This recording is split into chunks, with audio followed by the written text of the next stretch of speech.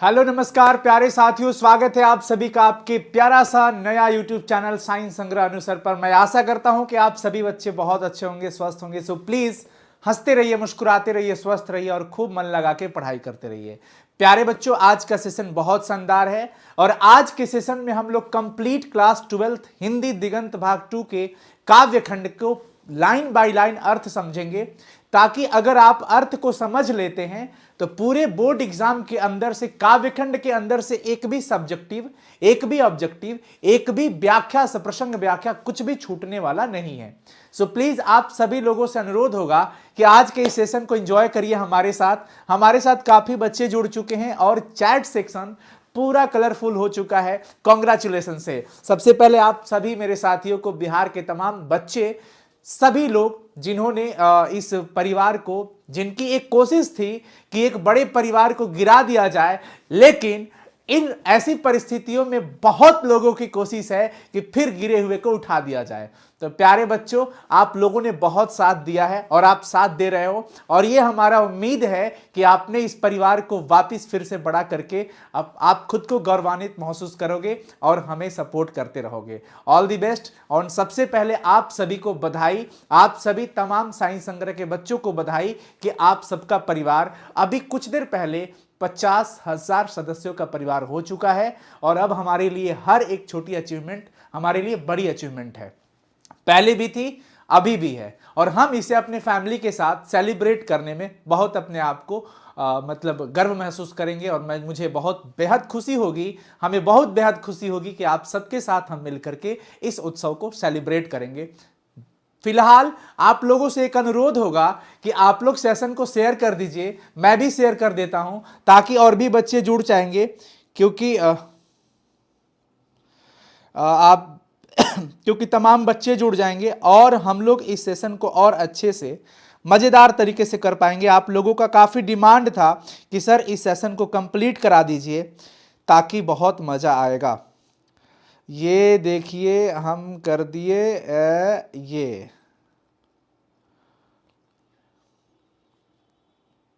Share हमने कर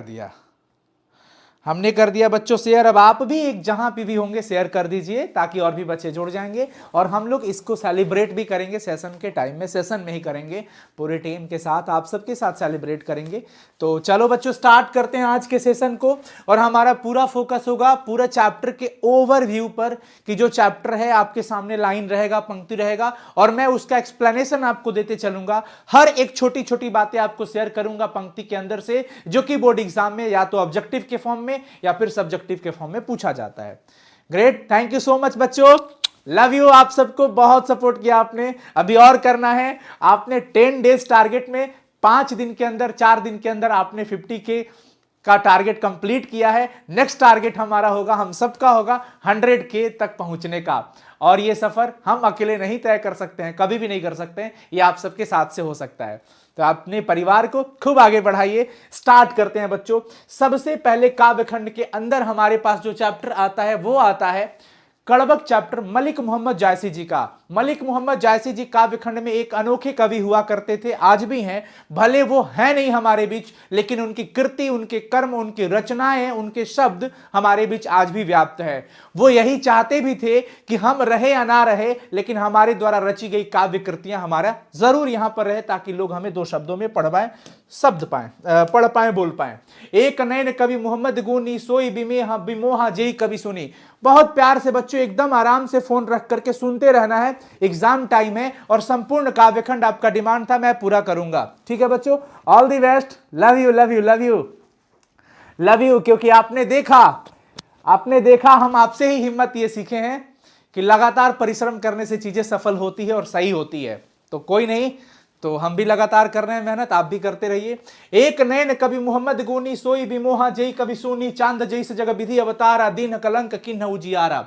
जो भी व्यक्ति डिमोटिवेट होता है कुछ विशेष कारणों को लेकर के, अगर आप अपनी फेस कट को लेकर के, अपने रंग रूप को लेकर के, अपने त्वचा के कलर को लेकर के, अपनी शरीर की स्थितियों को लेकर के डिमोटिवेट होंगे, तो आपको डिमोटिवेट नहीं होना चाहिए। मलिक मोहम्मद जायसी जी एक आंख के थे, उनको चेचक की बीमारी थी, फिर भी वो इतने महान हुए कि वो कब के निकल चुके हैं, यहां से इस धरातल को छोड़ चुके हैं, इस दुनिया से बाहर जा चुके हैं। परंतु आज आप और हम उन्हें पढ़ रहे हैं, यह सबसे बड़ी बात है। एक ही नैन से उन्होंने अपने सब कुछ गुणों को समझा, दुनिया को समझा, सब कुछ समझा, और जो भी उनकी रचनाओं को सुना, उनके काव्यों को सुना, बड़ा मोहित हुआ। चांद जैस जग विधि अवतारा, विधाता ने चंद्रमा को भी इस जगत में अवतरित किया है, जन्म दिया है। कहते हैं चंद्रमा से बेहद खूबसूरत कोई है ही नहीं, लेकिन दीन कलंक किन्ह उजियारा, परंतु विधाता ने उसमें भी कलंक दे दिया। कहते हैं ना चंद्रमा में दाग है, तो जब चंद्रमा जैसी इतनी अच्छी चीज में दाग हो सकती है, तो हम तो साधारण मनुष्य हैं। इसलिए आपका फेस कट जैसा भी हो, आपके बालों का रंग जैसा भी हो, कुदरत ने बनाया है, ईश्वर की बनाई गई चीजों में किसी भी तरीके की कमेंटबाजी नहीं होनी चाहिए, और हमें खुद में मोटिवेट रहना चाहिए। व्यक्ति किसी भी व्यक्ति के गुण की पूजा करता है। मैं कैसा दिखता हूं इससे मतलब नहीं है, लेकिन मेरे अंदर गुण कैसा है, पूजा उसी की होगी। आप कैसे दिखते हैं उससे मतलब किसी को नहीं है, लेकिन आपका कर्तव्य क्या है, आपका कर्म क्या है, आपका गुण क्या है, पूजा उसी की होती है। जग सूझाए कई नैनाहा, हुआ सुख सतत नखतन माहा, जौ लही हम बहिडाभ न होई, तौ लही सुगंध बसा नहीं बसाई न सोई। तमाम उपमा देते हैं मलिक मोहम्मद जायसी जी।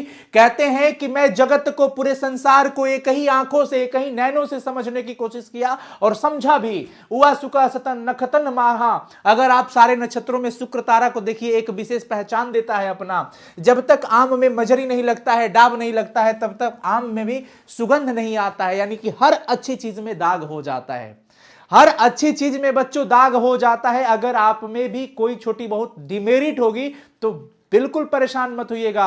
आप डॉक्टर एपीजे अब्दुल कलाम जी को याद करिए, उनसे बड़ा मोटिवेशन इस दुनिया में स्टूडेंट के लिए कोई नहीं हो सकता है। लेकिन तमाम चीजों को ध्यान में रखिए।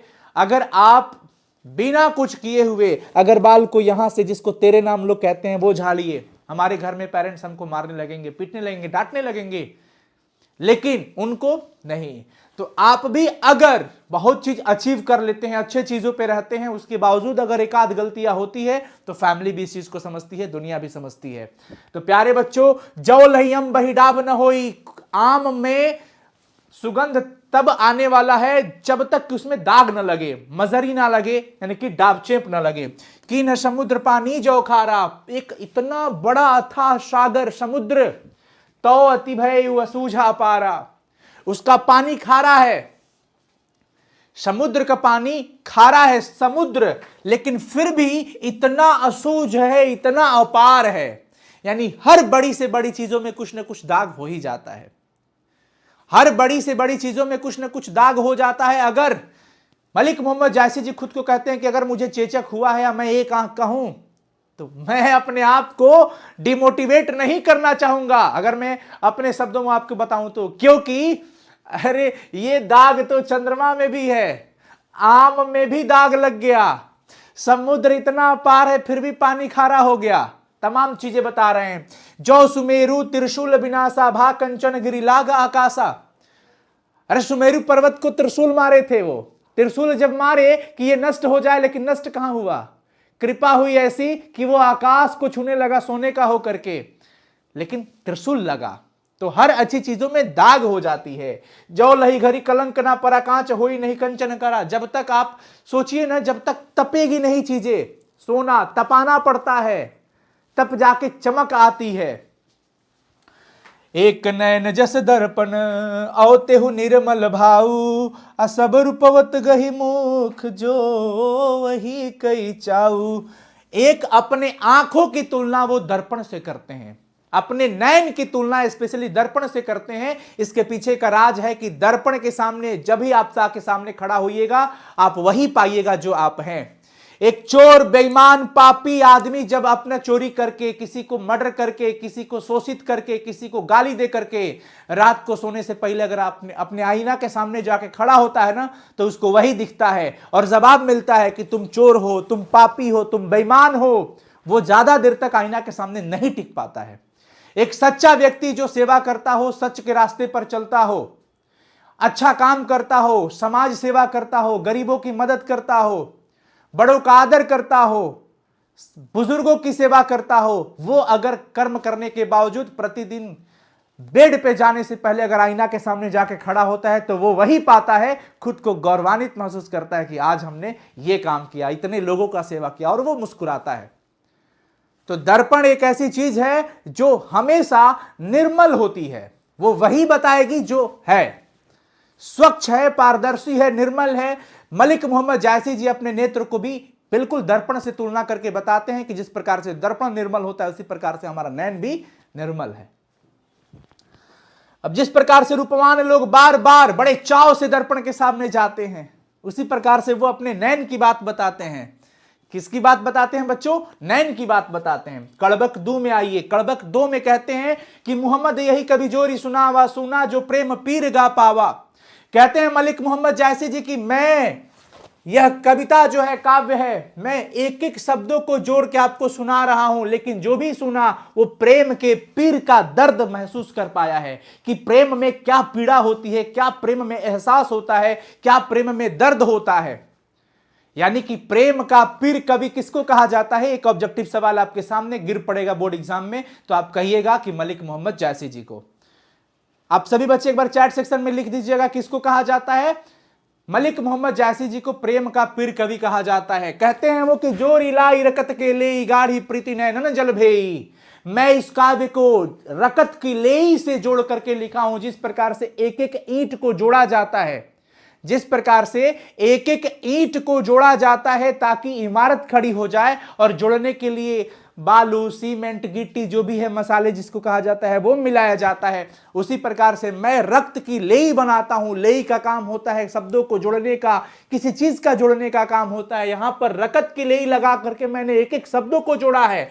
गाढ़ी प्रीति नैनन जल भेई, प्रेम की महिमा का बखान सुन करके, समझ करके जल से नैन भी बरसे हैं।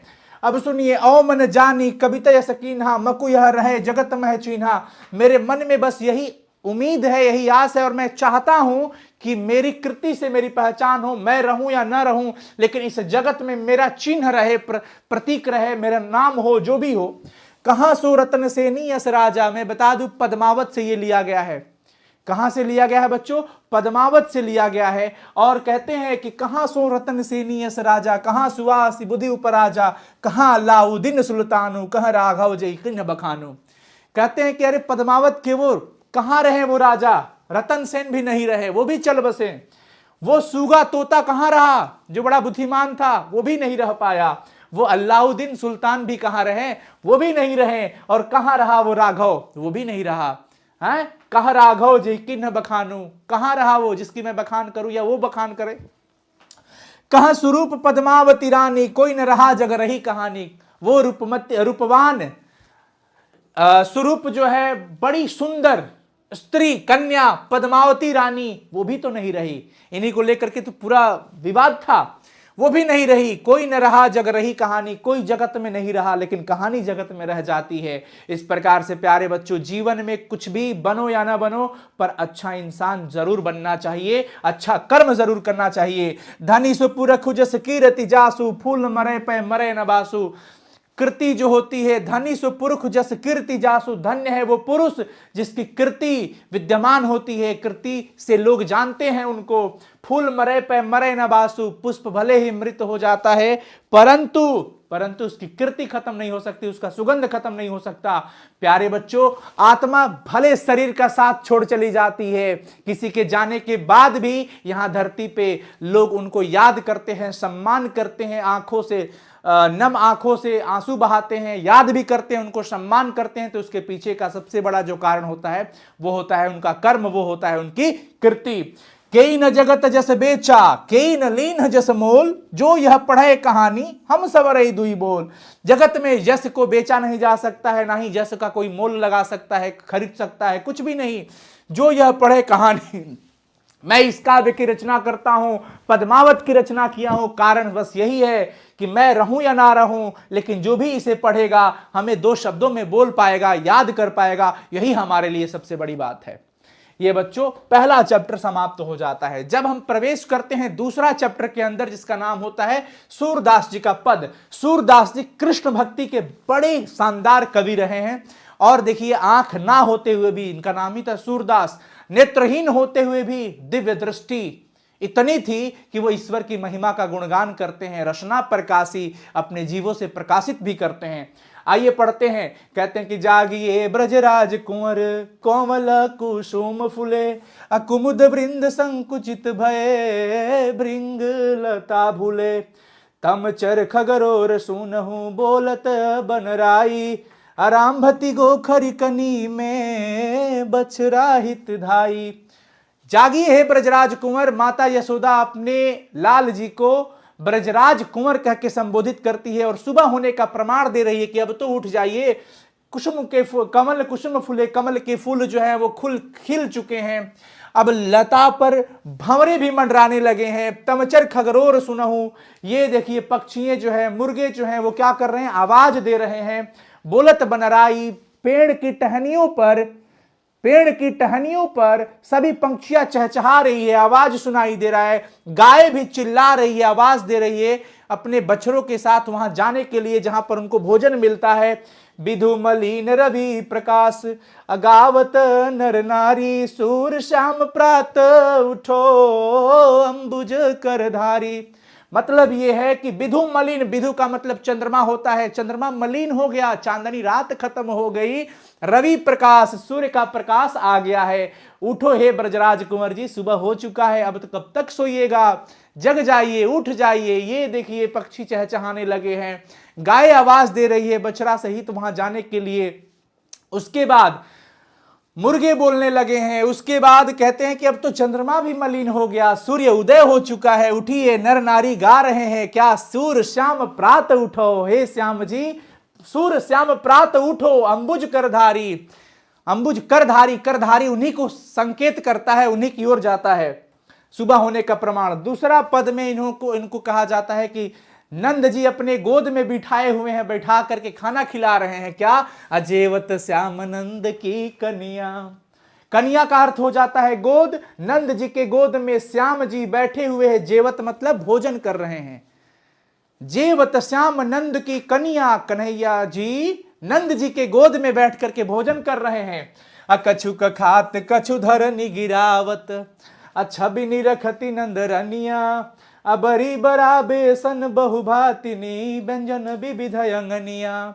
मतलब क्या हुआ बच्चों कि कुछ खा रहे हैं और कुछ धरती पर गिरा रहे हैं, और यह दृश्य नंद जी की रानी जो है वो देख रही है। बरी बरा बेसन, अनेकों व्यंजन के भोजन उनके सामने रखा गया है, अनगिनत भोजन रखा गया है। डारत खात लेत अपने कर, कुछ डालते हैं खाते हैं अपने हाथों से, अपने कर, कर मतलब भूजा। रुचि मानत दधी दुनिया, दही का बर्तन अगर उनको मिल जाए, दही का बर्तन पात्र मिल जाए तो उनको बड़ा अच्छा लगता है, आनंद आता है। मिश्री दही माखन मिश्रित करी, दही मिश्री माखन सब मिला करके मिश्रित करके मुखनावत मुंह में डाल रहे हैं, और छवि धनिया। और यह जो दृश्य है बड़ा धन्य है, बड़ा अच्छा लग रहा है देखने में। आपुन खात नंद मुख नावत, अपने खा रहे हैं और नंद जी के मुख में भी डाल रहे हैं। असो छवि कहत न बनिया, और यह छवि जो है कहने में नहीं बन रहा है, कितना सुंदर है, बहुत आनंदित है, बहुत अच्छा लग रहा है। अजो रस नंद जसोदा बिलसत, जो रस नंद जसोदा बिलसत, सो नहीं तीनों भुवनिया। जो आनंद यहाँ यशोदा जी के यहाँ, नंद जी के यहाँ चीजों को देखने में, सेवा में, आनंदित में, मैं भाव बता रहा हूं आपको, वो आनंद तीनों लोकों में कहीं नहीं है। सूरदास जी ऐसा कहते हैं। भोजन करी नंद अचमन लीन हो, भोजन करने के बाद नंद जी अचमन लेते हैं, कुल्ला करते हैं।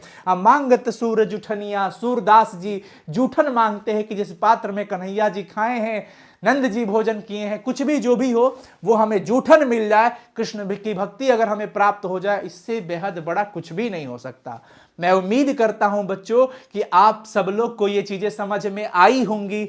समझ आया है बच्चों? एक बार यस और नो बता देंगे सभी बच्चे, तब तक मैं पानी ले लूं।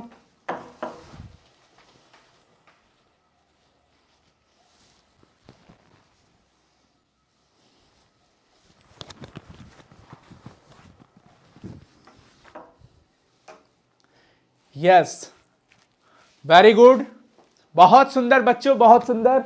समझ आ गया है। अगला, अब हम आते हैं तुलसीदास जी के पद पर। तीसरा चैप्टर है तुलसीदास जी का पद। तुलसीदास जी कहते हैं कि कबहु कयंब अवसर पाई, हे माता। ये अम्ब जो है ये मां को संबोधित किया गया है, मां सीता जी को।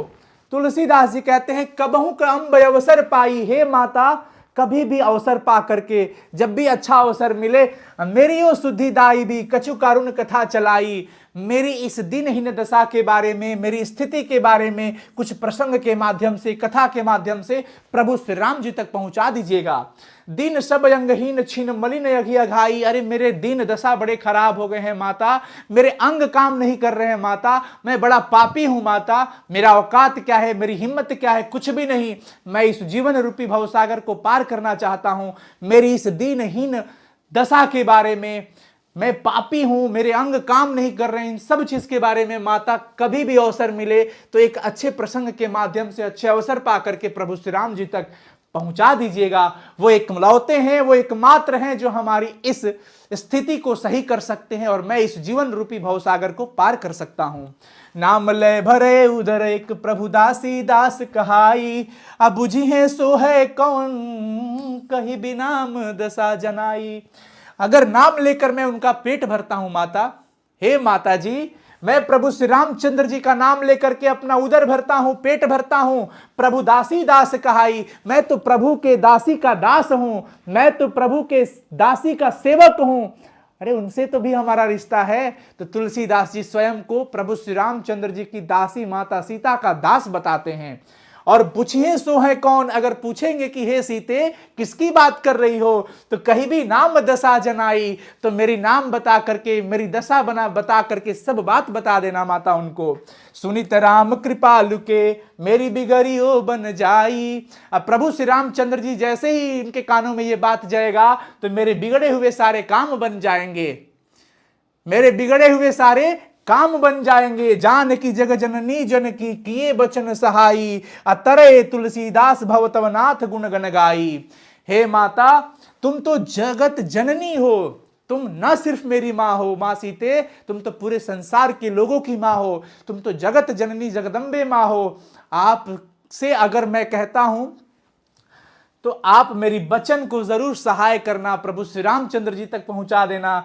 तुलसीदास का तरण हो जाएगा। प्रभु श्री रामचंद्र जी का बड़ा सेवक हूं, उनका ही गुण गाता हूं और इस गुण गा करके अपना पेट भरता हूं और चाहता हूं कि इस पापी आदमी का, तुलसीदास जी स्वयं को, क्योंकि देखिए भगवान के सामने भक्त अपने आप को शून्य कर देता है, फिर भगवान उनको शून्य से अनंत की ओर लेके जाते हैं। प्रभु श्री रामचंद्र जी के बहुत महान बड़े सेवक में से एक तुलसीदास जी थे।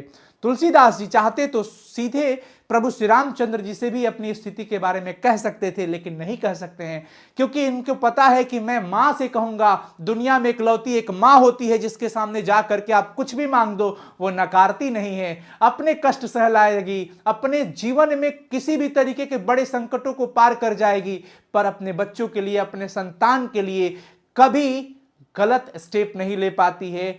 ना ही बच्चे गलत स्टेप में जाए उनके लिए पूरी कोशिश करती है, बचाव करती है और अपने संतान को खुश रखने के लिए हर एक संभव प्रयास करती है। तो आप कभी भी अपने मां से कुछ भी मांग लीजिएगा, वो ना कहेगी। अगर आप कहिएगा कि मुझे ये चाहिए, करोड़ों रुपए चाहिए, कहेगी हाँ ले लिया, मिल जाए, हंसी में बोल देगी, लेकिन ना नहीं कहेगी। तो तुलसीदास जी को पता है कि मैं मां से कहूंगा तो मां हमारी इसमें जरूर मदद करेंगी और सारी बातें बताएगी। समझ में आ गया बच्चों? बच्चों केमिस्ट्री का जो क्वेश्चन हुआ है वो आपको दे दिया जाएगा, आपको परेशान नहीं होना है बच्चों। पहले इस पे फोकस करिए आप लोग, प्लीज आप लोग पूरा फोकस अभी इस पे करिए। अभी जस्ट केमिस्ट्री की क्लास के बाद मैं आपको ये सेशन लेके आया हूं, तो इससे अभी आपकी पीडीएफ भी मैं जो गेस्ट क्वेश्चन था वो शेयर कर दूंगा टेलीग्राम पे और साइंस संग्रह ऐप पे भी, तो आपको परेशान होने की कोई ज़रूरत नहीं है। मैं ये भी कहूँगा कि जो भी आपके छोटे भाई बहन होंगे, अगर क्लास 12th में है, 2025 में उनका एग्ज़ाम होगा, तो आप सभी को इसे निवेदन होगा कि आप हमारे हेल्पलाइन नंबर 9155181020 पर कहिएगा, वो कॉल करें, उनके फ़ोन में साइंस संग्रह का ऐप हो जाए तो उनकी पढ़ाई बेहतर हो पाएगी। क्योंकि कुछ बच्चे कमेंट भी करते हैं लगातार, साइंस संग्रह का ऐप होगा, साइंस संग्रह ऐप, ठीक है बच्चों। इसी ऐप पे पढ़ाई, बैच का नाम है प्रहार, प्रहार 2025 science Hindi medium, English medium और आर्ट्स। चलिए, पहला हो गया पद। दूसरा, द्वार हूं भोरही को आजू, रट तरी रिहारी और न कौ रही ते काजू, कली कराल दुकाल दारुन सब कुभाति कुसाजू, अनिच जन मन उच जैसी कोढ़ में की खाजू, हरी ही हमें सदैव बुझेयो जाई साधु समाजू, मोहसे कहूं कतहूं को तीन कहयो कौशल राजू, दिनता दारी दलय को कृपा बारिधि बाजू, दानी दशरथ राय के तू बानहित सिरताजू, जन्म को भूखो भिखारी हूं गरीब निवाजू, पेट भरी तुलसी ही जवाइया भगति सुधा सुनाजू। कुल अर्थ मैं आपको बता रहा हूं। द्वार ही भोरही को आजू ऐसा है कि जाकर के दरवाजे पे रटत रिहा जिद की तरह बैठ गए हैं। प्रभु श्री रामचंद्र की भक्ति के लिए इनकी लालसा है। जैसे सूरदास जी कन्हैया जी कृष्ण जी के जूठन मांग रहे थे, वैसे इनकी बस यही है कि मैं उनकी भक्ति मिल जाए, मुझे मैं उनकी अमृत भक्ति को प्राप्त कर लूं, हमारा जीवन धन्य हो जाएगा। मैं अपने इस समस्या का समाधान के लिए साधु संतों के पास, सबके पास गया, लेकिन किसी के पास कुछ भी उपाय नहीं था। सब किसी ने एक ही उपाय बताया, वो है नंद दशरथ, कहीं पे था ना, दानी दशरथ राय के कौशल राजू, कहीं पे भी कुछ नहीं मिला। सबने आपका नाम बताया है। सब जैसे आपके दरवाजे पे मैं बैठ जाऊं और अपनी सारी स्थिति आपसे बता दूं, और बिना भक्ति का आपके मेरा कुछ भी नहीं होने वाला है प्रभु जी, बस आप मिल जाए। मैं तो जन्म से भूखे भिखारी था, मैं तो एक छोटा मनुष्य हूं, नीच व्यक्ति हूं, पर उच्च सोच रखता हूं। मैं तो भगवत भक्ति की बात कर रहा हूं मानव होकर के, और जन्म से भूखा भिखारी हूं, गरीब व्यक्ति हूं। बस प्रभु जी पेट भर दीजिए, अपनी भक्ति सुधा सुनाजू, अपनी अमृत रूपी भक्ति हमें प्रदान कर दीजिए, ताकि तुलसीदास का भी तरण हो जाए, तुलसीदास भी इस जीवन रूपी भवसागर को पार कर जाए।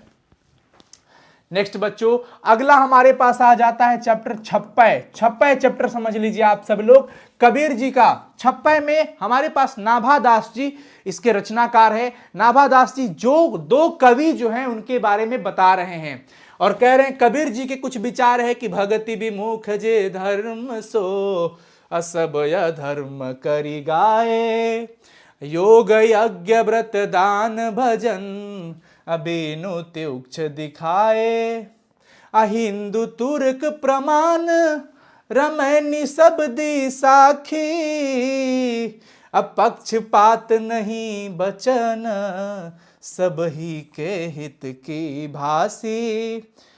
समझ में आ रहा होगा? अब समझिए, मैं आपको अर्थ बताता हूं, भाव बताता हूं कि यहां पे क्या है। कबीर जी भगवत भक्ति को ही सब कुछ बताते हैं। कबीर दास जी का विचार है कि अगर आप भक्ति से अपना मुख मोड़ रहे हैं तो आपके द्वारा किए गए सभी धर्म अधर्म के रूप में चले जाएंगे। यानी आप भक्ति से विमुख नहीं हो सकते हैं, आप भक्ति से मुख नहीं मोड़ सकते हैं। भक्ति के पथ पे चलना पड़ेगा आपको। अगर आप इस जीवन रूपी विधाता ने हर किसी मनुष्य को जीवन दिया है, अगर आप उस जीवन रूपी भवसागर को पार करना चाहते हैं तो इसके लिए भगवत पथ पे जाना पड़ेगा, भगवत की भक्ति करनी पड़ेगी। ये नहीं कि आप पूजा पाठ करिए, नहा धोवा के आसन मारिए, कुछ नहीं। क्लास 10th के अंदर आपने पढ़ा होगा, राम नाम बिनु बिरथ है जग जनिमा, राम नाम के बिना व्यर्थ है ये जगत और ये जन्म भी। प्यारे साथियों, ये विचार गुरु नानक जी के थे। वो भी कहते थे कि वाणी विष के समान हो जाती है जब इस वाणी से राम का नाम न निकले। स्वयं उसी प्रकार से कबीरदास जी कहते हैं कि भगति विमुख जे धर्म सो, सब अधर्म करी गाए। अगर आप भक्ति से मुख मोड़ लेते हैं तो किसी के द्वारा किया गया सभी धर्म कार्य अधर्म हो जाता है। योग यज्ञ व्रत दान भजन सब, ये सब तुच्छ हो जाते हैं बच्चों, ये सब तुच्छ हो जाते हैं जब आप भक्ति से मुख मोड़ लेते हैं तो। हिंदू तुर्क प्रमाण रमैनी सब दी साखी, पक्षपात नहीं बचन हित सब ही के हित की भासी। कबीरदास जी का विचार है कि बात सबके लिए हो, पक्षपात नहीं हो, हिंदू मुस्लिम सब। अच्छा, वैसे भी अब ये सब जो चीजें हैं ना, भले लोग अलग लेवल पे लेके जाएं इसे, लेकिन सब विधाता के ही बनाए हुए हैं। सब ऑक्सीजन लेते हैं, सब अनाज खाते हैं, सबके 2 हाथ 2 पैर हैं, सबके 2 नेत्र हैं, सब कुछ। कबीरदास जी इन सब चीजों में नहीं ये करते हैं। कहते हैं आरूढ़ दशा वे जगत पे मुख देखी नाही भनी, कबीर कानी राखी नहीं वर्णाश्रम सठ दर्शनी। कबीरदास जी चारों वर्ण और छवो दर्शन में बिल्कुल भरोसा नहीं करते हैं। अगर ये सवाल पूछ दिया जाए तो आप सब लोग जरूर बताइएगा, आप सब लोग जरूर बताइएगा मेरे प्यारे भाई बहनों कि अगर एग्जाम में पूछ दे कि कबीर दास जी किस पर विश्वास नहीं करते थे, तो वर्ण पे भी और दर्शन पर भी। चार वर्ण होते हैं, आप सब लोग जानते हैं। दर्शन भी जो होते हैं 6, उन 6 दर्शन चारों वर्ण में किसी पे भी भरोसा नहीं करते हैं। वो कहते हैं हम सब इंसान हैं, सब मानव है, बस अपने अपने पथ पे रहिए, भगवत भक्ति को लेके चलिए। दूसरा में वो सूरदास जी की चर्चा करते हैं, नाभादास जी। तो नाभादास जी 6वें चैप्टर के अंदर 2 कवियों की चर्चा करते हैं, दोनों के विचार की बात रखे हैं, एक कबीर दास जी का और एक सूरदास जी का। उक्ति चौज अनुप्रास वर्ण स्थिति अति भारी, अवचन प्रीत निर्वही अर्थ अद्भुत तुकधारी। उक्ति चौज अनुप्रास वर्ण स्थिति अति भारी, वचन प्रीति निर्वही अर्थ अद्भुत तुकधारी। प्रतिबिंबित दिव्य दृष्ट हृदय हरि लीला भासी, जन्म कर्म गुण रूप सब ही रचना परकासी। विमल बुद्धि होता सुखी, जो यह गुण श्रवण निधरे।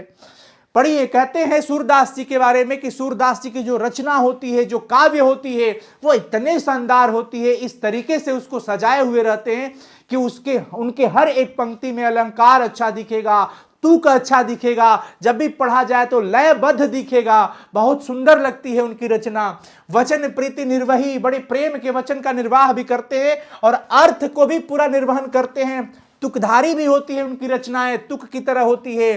प्रतिबिंबित दिव्य दृष्टि हृदय हरि लीला भासी, वो नेत्रहीन तो जरूर थे, परंतु ईश्वर की अच्छी महिमा हुई कि उनके अंदर दिव्य दृष्टि, और उस दिव्य दृष्टि की महिमा देखिए कि वो ईश्वर के हृदय के हरि के लीला के जन्म कर्म गुण रूप सब रचना प्रकाशी, सब कुछ अपने जीवा से प्रकाशित करते हैं। अभिमल बुद्धि होता सुखी, अजो यह गुण श्रवण निधरे। असुर कवित सुनि कौन कवि, जो नहीं सिर चालन करे। कहते हैं कि विमल बुद्धि होता सुखी, उन सभी लोगों का बुद्धि विमल हो जो यह गुण श्रवण निधर है। कौन सा गुण भाई? जो ईश्वर के बारे में वो कहते हैं, भगवत भक्ति की बात करते हैं, उनकी अगर गुण को कोई श्रवण नहीं धरे, श्रवण मतलब सुनना, तो सूर कवित सुनि कौन कवि, और कौन ऐसे कवि है जो सूर की कविता को सुन करके, सूरदास जी की कविता को सुन करके जो नहीं सिर चालन करे। सूरदास जी की कविता इतनी लयबद्ध होती है, तुकधारी होती है, अलंकृत होती है कि कोई भी व्यक्ति, जिस प्रकार से आप देखे होंगे कहीं गान बजान का कार्यक्रम चलता है, शादी विवाह का माहौल रहता है, घर में आनंद का माहौल रहता है, फूफा जी, चाचा जी, बड़का पापा जी डांस नहीं करते हैं, लेकिन ऐसे करके खड़ा रहते हैं और कोनो गाना बज रहा है और ऐसे ऐसे अपना चुपचाप मगन रहते हैं। उनको भले डांस नहीं करने आता है, लेकिन सिर चालन जरूर चल रहा है। उसी प्रकार से कहा जाता है कि सूर कवित सुनि कौन कवि, सूरदास की कविता को सुन करके कौन ऐसा कवि है जो सिर चालन ना करे। तो यह भी सवाल ऑब्जेक्टिव में पूछा जा सकता है कि कौन ऐसे कवि है जिनके काव्य को सुन करके सब सिर चालन करते हैं? सूरदास जी। बच्चों, 6वां चैप्टर समाप्त हो जाता है। उसके बाद हम आ जाते हैं भूषण जी की रचना है, भूषण जी की रचना है। भूषण जी की रचना पे हम लोग आ जाते हैं। इंद्रजिमी जंभ पर, बाड़ो जेव अंभ पर, रावण सदंभ पर, रघुकुल राज है। पवन बारी बाह पर, शंभुरति नाह पर, जो सहस्त्र बाहु पर, राम द्विज राज है। और दावा द्रुम दंड पर, चिता मृग झुंड पर, भूषण बितुंड पर, जैसे मृगराज है। तेजतम अंश पर, कान्हा जिमी कंस पर, यो मल्ल छवंश पर, शेर शिवराज है। मतलब ये है, इंद्रजिमी जंभ पर, इंद्र का जिस प्रकार से यम पर राज है, बाड़ो जो अंब पर, समुद्र अग्नि पर। बच्चों समझ आ रहा है? एक बार सभी लोग बता देंगे, मैं कमेंट भी देख लूं। मैं लगातार पढ़ाते जा रहा हूं, कमेंट पे फोकस नहीं था। एक बार सभी बच्चे बताएंगे क्या आप हमेशा समझ पा रहे हो, सुन पा रहे हो? यस और नो? जल्दी बताएंगे बच्चों, फटाफट।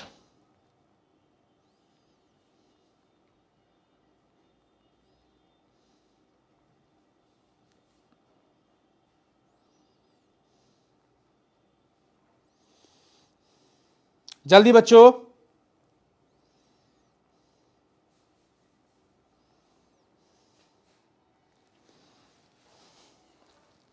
यस, बहुत सुंदर।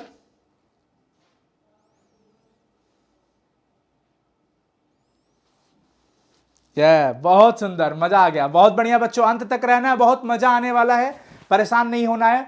तो हम क्या बता रहे थे, ये कवित्त चैप्टर है इंद्रजिमी जंभ पर। जिस प्रकार से इंद्र का यम पर अधिकार है, राज है, बाड़ो ज्यो अंब पर, समुद्र अग्नि का जल पर, यह ध्यान रखना है सभी लोग, समुद्र की अग्नि का जल पर, पानी पर, रावण सदंभ पर रघुकुल राज है, और दंभ रावण के ऊपर रघुकुल का राज था, श्री रामचंद्र जी का राज था। पौन बारी बाह पर, शंभु रतिनाह पर, पौन बारी बाह का मतलब क्या हो गया, हवा का बादल पर, हवा का बादल पर जिस प्रकार से अधिकार है बच्चों, समझ रहे हो सभी लोग, यस। और शंभु रतिनाह पर, शंभु जी का कामदेव पर, रतिनाह रति के पति काम पर, उन पर अधिकार था, राज था। जो सहस्त्र बाहु पर राम द्विज राज है, और सहस्त्र बाहु पर परशुराम जी का जिस प्रकार से राज है, दावा द्रुम दंड पर, अग्नि का पेड़ की लताओं पर अधिकार है, राज है। चीता मृग झुंड पर, मृग के झुंड पर जिस प्रकार से चीता का राज है, भूषण बितुंड पर जैसे मृगराज है, हाथियों के झुंड पर, शेर के जंगल के राजाओं का राज है, तेज तम अंश पर, अंधकार पर प्रकाश का राज है, और कंस पर कन्हैया का राज है। उसी प्रकार से मलेच्छ वंश पर शिवाजी का राज है। बेसिकली भूषण जी को आश्रय दिए थे, शरण दिए थे ये लोग। अब भूषण जी का काम था, ये बड़े मतलब वीर रस के ज्यादा काव्य लिखते थे बच्चों, भूषण जी वीर रस का काव्य ज्यादा लिखते थे। और ये इतनी सारी उपमा दिए हैं कि जिस प्रकार से इस पे इसका राज है, इस पे इसका राज है, इस पे इसका राज है, इस पे इसका राज है, उसी प्रकार से मलेच्छ वंश पर शिवाजी का राज है। अब ये सवाल पूछा जा सकता है, मलेच्छ वंश पर किसका राज है, आप लोग बताएंगे सभी बच्चे, मलेच्छ वंश पर किसका राज है बच्चों?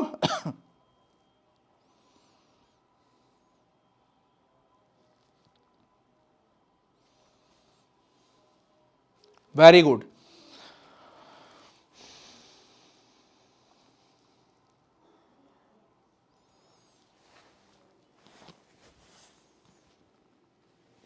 बढ़िया, आगे चलो।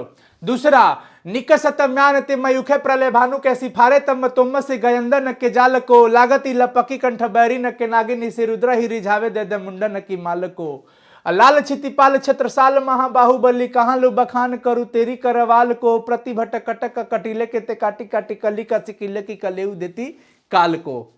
इसके बाद तो प्यारे बच्चों, यहां पर भूषण जी छत्रसाल के तलवार की व्याख्या करने जा रहे हैं। अब वीरता का बखान हो गया शिवाजी का, लेकिन उसके बाद अब यहां पर क्षितिपाल के पुत्र थे छत्रसाल, और छत्रसाल की जो तलवार थी उसके बारे में कह रहे हैं कि निकसत म्यानते मयूखे प्रलय भानु कैसी, अब फारे तम तुम से गयंदन के जाल को। मतलब ये हुआ कि जब छत्रसाल की तलवार म्यान से निकलती है तो यूं निकलती है जैसे मानिए कि अंधकार को चिरता हुआ सूर्य का प्रकाश निकल रहा हो, और हाथियों के जाल को इस प्रकार से तितर बितर करता हो जैसे अंधकार को चिरता हुआ कोई प्रकाश तितर बितर कर रहा हो। अरे लागती लपकी कंठ बैरिन के नागिनी सी, बैरिन मतलब दुश्मन, दुश्मन के गले को लग रहा है कि लपक करके तलवार आपका खचाखच काट रहा है, नागिन की तरह हो चुका है। रुद्र ही रिझावे दे दे मुंडन की माल को, और गले को काट करके रुद्र, भगवान शिव के रौद्र रूप को रुद्रावतार कहते हैं, और उसको मुंडन की माला दे रहा हो। हे लाल छितिपाल के छत्रसाल, महाबाहुबली है आप महाबाहुबली हैं। अरे कहां ले बखान करूं तेरी करवाल को, मैं तुम्हारी तलवार को कितना बखान करूं। करवाल का मतलब तलवार हो गया। प्रतिभट कटक कटीले के ते काटी काटी, लगातार दुश्मनों को खचाखच गर्दने उतर रहा है, और ये जो ऐसा लग रहा है कि काल की देवी कलिका जी को कलेऊ दिया जा रहा है मुंडन की माल को। समझ आ गया होगा, समझ आ गया होगा। यानी कि यहां पर भूषण जी जो है शिवाजी और छत्रसाल की तलवार की वीरता का बखान किए हैं। समझ आ गया? यस बच्चों, तो हम लोग फाइनली 5 चैप्टर कंप्लीट कर चुके हैं। इसके बाद का जो हमारा चैप्टर है वो है तुमुल कोलाहल कलह में। इसको स्टार्ट करने से पहले हम चाहते हैं कि हम फटाफट से 4 से 5 मिनट के अंदर अपनी सेलिब्रेशन हम लोग आपके साथ कर लें। यस, तो चलिए प्यारे बच्चों, सेलिब्रेशन के लिए आप सब तैयार हो? 4 से 5 मिनट लगेगा, क्योंकि आप सब ने आज प्रेम दिया है अपने इस परिवार को। 2 से 3 दिन के अंदर 50K तक पहुंचाया है, और अब हमारा ये कर्तव्य बनता है कि अब हम लोग इस अच्छे से पल को एक साथ सेलिब्रेट करें। तो फाइनली हमारा कमेंट सेक्शन कांग्रेचुलेशन से भरते जा रहा है, और बच्चों का प्यार, मेरे पास शब्द नहीं है आप सबके लिए। Team ready? Yes yes please. तो प्यारे बच्चों, रेडी हो जाना। 4-5 मिनट के अंदर हम सब लोग सेलिब्रेट करेंगे जो भी हमारी अचीवमेंट है आप सबके साथ। हम लोग इसे खुशी से सेलिब्रेट करेंगे। आ जाइए प्रिंस सर, राम सुंदर सर, बच्चों कर रहे हैं। मैं तो सोचा कि सो गए होंगे। नहीं सर, ये बच्चे अभी एग्जाम है, देख रहे हैं इतने सारे बच्चे पढ़ रहे हैं। कांग्रेचुलेशन, बहुत बहुत धन्यवाद बच्चों। ये केक आ गया। और इसे हम लोग यहीं पे कट करेंगे, और ये आपके लिए है, समर्पित है आपको। मनु सर भी आ चुके हैं, और बच्चों आदित्य सर की शॉट ले लो। देख रहे हैं ना, ये तो है ही। हाँ तो ठीक, तो स्क्रीन शॉट ले रहा है सर ये गिर जाएगा नीचे की ओर, देख लीजिएगा। कैसे हो प्यारे बच्चों? सब अच्छे हैं बच्चे। बच्चों। ये आवाज जा रहा होगा सबका, क्योंकि हाँ ये ठीक माइक है, ऐसा है। आप रख रहे हैं ना माइक। ये सारा श्रेय आप लोगों का जाता है, हाँ। क्योंकि आप ही लोगों के बदौलत आज हम लोगों ने 1 से 50K पर पहुंच गए हम लोगों ने। शून्य तो से ये सारा शून्य से 50,000 तक का सफर, भाई रियली अमेजिंग। और आप अमेजिंग। तो मजा आ गया। ऐसे ही आप सभी लोग अपना मेहनत और उम्मीद को बनाए रखिएगा, क्योंकि बिना मेहनत के और बिना उम्मीद के सफलता प्राप्त नहीं किया जा सकता है प्यारे बच्चों। इसलिए अपने मेहनत और उम्मीद को हम लोगों के प्रति ऐसे ही आप लोग बरकरार बना कर रखिए। सही बात है। एक बात कह दूं बच्चों, देखो ये अभी जो बोल रहे थे मनु सर, बहुत ही अच्छी बात कह रहे थे। एक मुझे लाइन याद आ गई, और बहुत ही पुरानी लाइन है, कई लोगों ने इसे कहा है। असफलता एक चुनौती है, स्वीकार करो। क्या कमी रह गई देखो और सुधार करो। क्या बात है। जब तक सफल न हो नींद की चैन त्यागो तुम, संघर्षों का मैदान छोड़ मत भागो तुम। अभी तुम्हारा एग्जाम है, ये लाइन बड़ा ही सूट करेगा आप पे। और आप पे भी सूट कर रहा है, और हम पर भी सूट कर रहा है ना। तो ये हम लोगों के लिए जो पल हैं, जो बहुत ही क्या बताएं, आप लोगों के प्यार की वजह से वो सब कुछ हम लोग। हाँ। सब आपके प्यार का नतीजा है बच्चों, और ये प्यार न सिर्फ अभी, हमेशा के लिए बनाए रखना है। और नेक्स्ट टारगेट हम उम्मीद करते हैं कि ये 50K जैसे आपने कंप्लीट कराया, अगले कुछ ही दिनों में हम सब आप सबके साथ मिलकर के 100K की ओर जाएं, और फिर कितना वापिस। दिन का टारगेट दे दूं मैं? आज तो मैं बोला था कि 2 दिन में हो जाना चाहिए, तो दे दिया। आपने बच्चों को टारगेट दिया, आज बच्चों ही ने मैं बड़ा दिया शॉर्ट था। टाइम में इसको पूरा कर दिया और करेगा। अच्छा, इस कितना पे दिन का लिखा है टारगेट? साइंस संग्रह फैमिली 50K। क्या बात 50K, है। इसीलिए तो मैं तो दिखा। आप सभी सिर्फ सब्सक्राइबर नहीं है, आप हमारे इस परिवार We are के family members। मेंबर हैं, एक सदस्य हैं, अनमोल रत्न है, और आपके साथ ही हम आगे चलेंगे। और तमाम बच्चे देख रहे हैं, पूरा बिहार देख रहा होगा इस सेलिब्रेशन को और इस हैप्पीनेस को। आज शेयर भी कर दो सेशन को शेयर करना है बच्चों। और मैं सभी लोगों से कहूंगा कि हम लोग जो भी सेलिब्रेशन करने जा रहे हैं, भले कुछ लोगों को लग रहा होगा कि अरे क्या ये 50,000 पे सेलिब्रेशन कर रहे हैं, लेकिन हमारे लिए ये सबसे बड़ी सेलिब्रेशन है। मनु सर आप यहाँ आ जाएंगे, थोड़ा सा फ्रेम छोटा हो जाएगा। और प्यारे बच्चों, अभी आपको आदित्य सर इसमें नहीं दिख रहे होंगे, बिकॉज सर की तबीयत खराब है, इस वजह से। तो सर आप कुछ कहिए बच्चों को, और आगे का कार्यक्रम किया जाए। एकदम प्यारे बच्चों, नमस्कार आप सभी को। अब बोलिए ना, बोलिए। अरे बहुत खुशी की बात है आज, बहुत मतलब अंदर से बहुत हम लोग उल्लास है, मतलब उसको हम लोग सामने व्यक्त नहीं कर पा रहे हैं बिल्कुल। उल्लास, खुशी है। और अचानक बच्चों को अभिभूत है हम लोग। हाँ, बहुत बहुत ज़्यादा। और काफ़ी हम लोग 0 से स्टार्ट किए हैं, और ये जर्नी फिर 50K तक पहुंच गई। आगे ये कंटिन्यू ऐसे ही बढ़ती रहेगी। बच्चों का स्नेह दुलार प्यार एकदम मिलता रहे, और हम सब साथ हैं। मजा आएगा सर, बहुत मजा। डेफिनेटली मजा आने वाला है सबके साथ, और इन बच्चों के साथ। लव यू बच्चों, लव यू। एक बार हम सब लोग बोल देते हैं, लव यू बच्चों। चलिए सर, सेलिब्रेट करते हैं। और मैं चाहूंगा आप सभी लोग इस सेशन को, इतना दिन का जो ये जो सेलिब्रेशन है, इसे रिकॉर्ड करिए, स्टेटस में लगाइए, स्टोरी बनाइए, पोस्ट करिए, इंस्टाग्राम पे स्टोरी लगाइए। मैं इसलिए कह रहा हूं कि ये पल आपका है, ये पल हमारा अभी है। जरूरत ज्यादा है। नहीं, जरूरत नहीं, हमारा पल है, आपका पल है, और ये खुशी का पल है। इसे एक्सेप्ट करते हैं, स्वीकार करते हैं और सेलिब्रेट करते हैं। तो हाँ, ये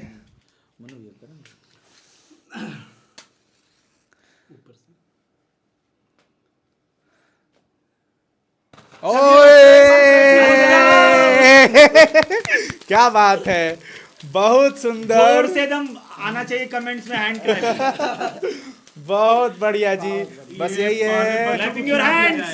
कॉन्ग्रेचुलेसन, कॉन्ग्रेचुलेसन बच्चों, कॉन्ग्रेचुलेसन, कॉन्ग्रेचुलेसन। चलिए प्यारे बच्चों, दे दीजिए। ये ये है बहुत सही, प्यारा सा केक। बहुत साथ बढ़िया। में आप लोगों का है प्यारे बच्चों। और ये केक सबसे पहले आपको समर्पित है, ये आपके लिए है। और फिर एंजॉय, बहुत सुंदर, वेरी गुड, अमेजिंग बच्चों। सर यदि खिलाना तो बच्चों को। हाँ, बच्चों को मैं खिला देता हूँ। चलो आज हम 50 के बोले थे सर, हो गया बहुत। हो गया, बच्चों का प्रेम है क्या सर। दूं वो वाला? बोलिए प्यारे बच्चों, आप लोगों के लिए अभी तो असली मंजिल पाना बाकी है। क्या बात है, क्या बात है, वाह वाह। अभी तो असली मंजिल पाना बाकी है प्यारे बच्चों। अभी तो इरादों का इम्तिहान बाकी है। क्या बात। अभी तो तौली है मुट्ठी भर जमीन, और अभी तो तौलना पूरा आसमान बाकी है। एक एक प्यारे बच्चों, सभी लोग, आप लोगों से बस यही गुजारिश है। प्यारे आप लोग बच्चों, एक वो जो हमारा टैग लाइन सुने हो ना, हाथों में पड़ गए छाले हैं फिर भी कलम संभाले हैं। हाथों में पड़ गए छाले हैं फिर भी कलम संभाले हैं। हम साइंस संग्रह वाले हैं। लगाओ जोर से आज। हम बिहारी हैं गुरु, मुश्किलों से डरा नहीं बल्कि लड़ा करते हैं। चलिए, बहुत सुंदर सर। ये तो खा लिए ना सभी बच्चे? हाँ, बच्चों के लिए हो गया, और बच्चे ये भी चाहते हैं कि सर आप लोग भी हाँ, इसे। तो पहले मैं हाँ, खिलाता हूँ केक। चलिए रुकिए सर ये खाइए। सर सबसे पहले आप खाइए। नहीं, पहले आप बिकॉज खाइए। आप योद्धा हैं। अरे आप अरे खाइए आप पहले। योद्धा है सर। पहले रियलिटी हमारी है सर। टीम। खिलाइए अनु सर को, खिलाइए। ये सर ये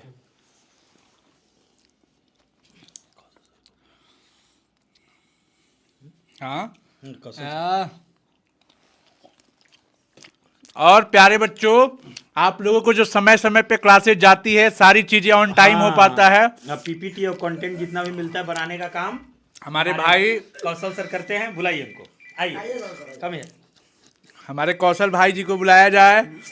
ये है, और भाई बच्चों, इनके लिए एक बार जोरदार ताली जरूर हो जाए, क्योंकि पर्दे के पीछे का पूरा तो काम। मैं आप लोगों की तरफ से, देखो आप लोग खिलाना चाहते हो मुझे पता है, लेकिन मैं खिला देता हूं आप लोग। और प्यारे बच्चों, एक बात और कह दूंगा, भले एक फ्रेम में हम लोग अभी 5-6 लोग दिख रहे हैं, लेकिन इसके पीछे भी बहुत लोग हैं जो मेहनत करते हैं आप सबके लिए। न सिर्फ हम 5 दिख रहे हैं, एक स्टूडियो के अंदर 5 अभी आपके सामने हैं, और ये टीम अभी और बड़ी होगी। आप सबका प्यार, आप सबका स्नेह बना रहे, और इसे ज़रूर स्टोरी की तरह बना करके आप भी सेलिब्रेट करिए, हर ग्रुप में शेयर करिए, और ये भी बताइए बच्चों को कि ये नई फैमिली 0 से स्टार्ट हुई है, और 3 दिन के अंदर 50 के हम लोगों ने अचीव करा है, एक साथ मिल करके आपके साथ। और इस सफर के लिए नेक्स्ट टारगेट आपका है 100K का। चलिए, डन सर, बहुत सुंदर, thank you so much sir. आप लोग वेट करिएगा, मैं आ रहा हूँ बस पढ़ा के। मैं 5 चैप्टर कंप्लीट कर चुका हूँ।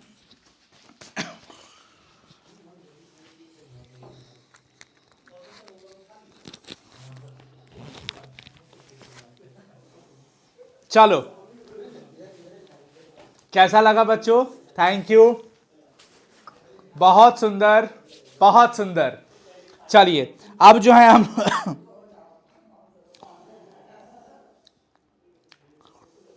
लगता है मुंह में प्लास्टिक चला गया है।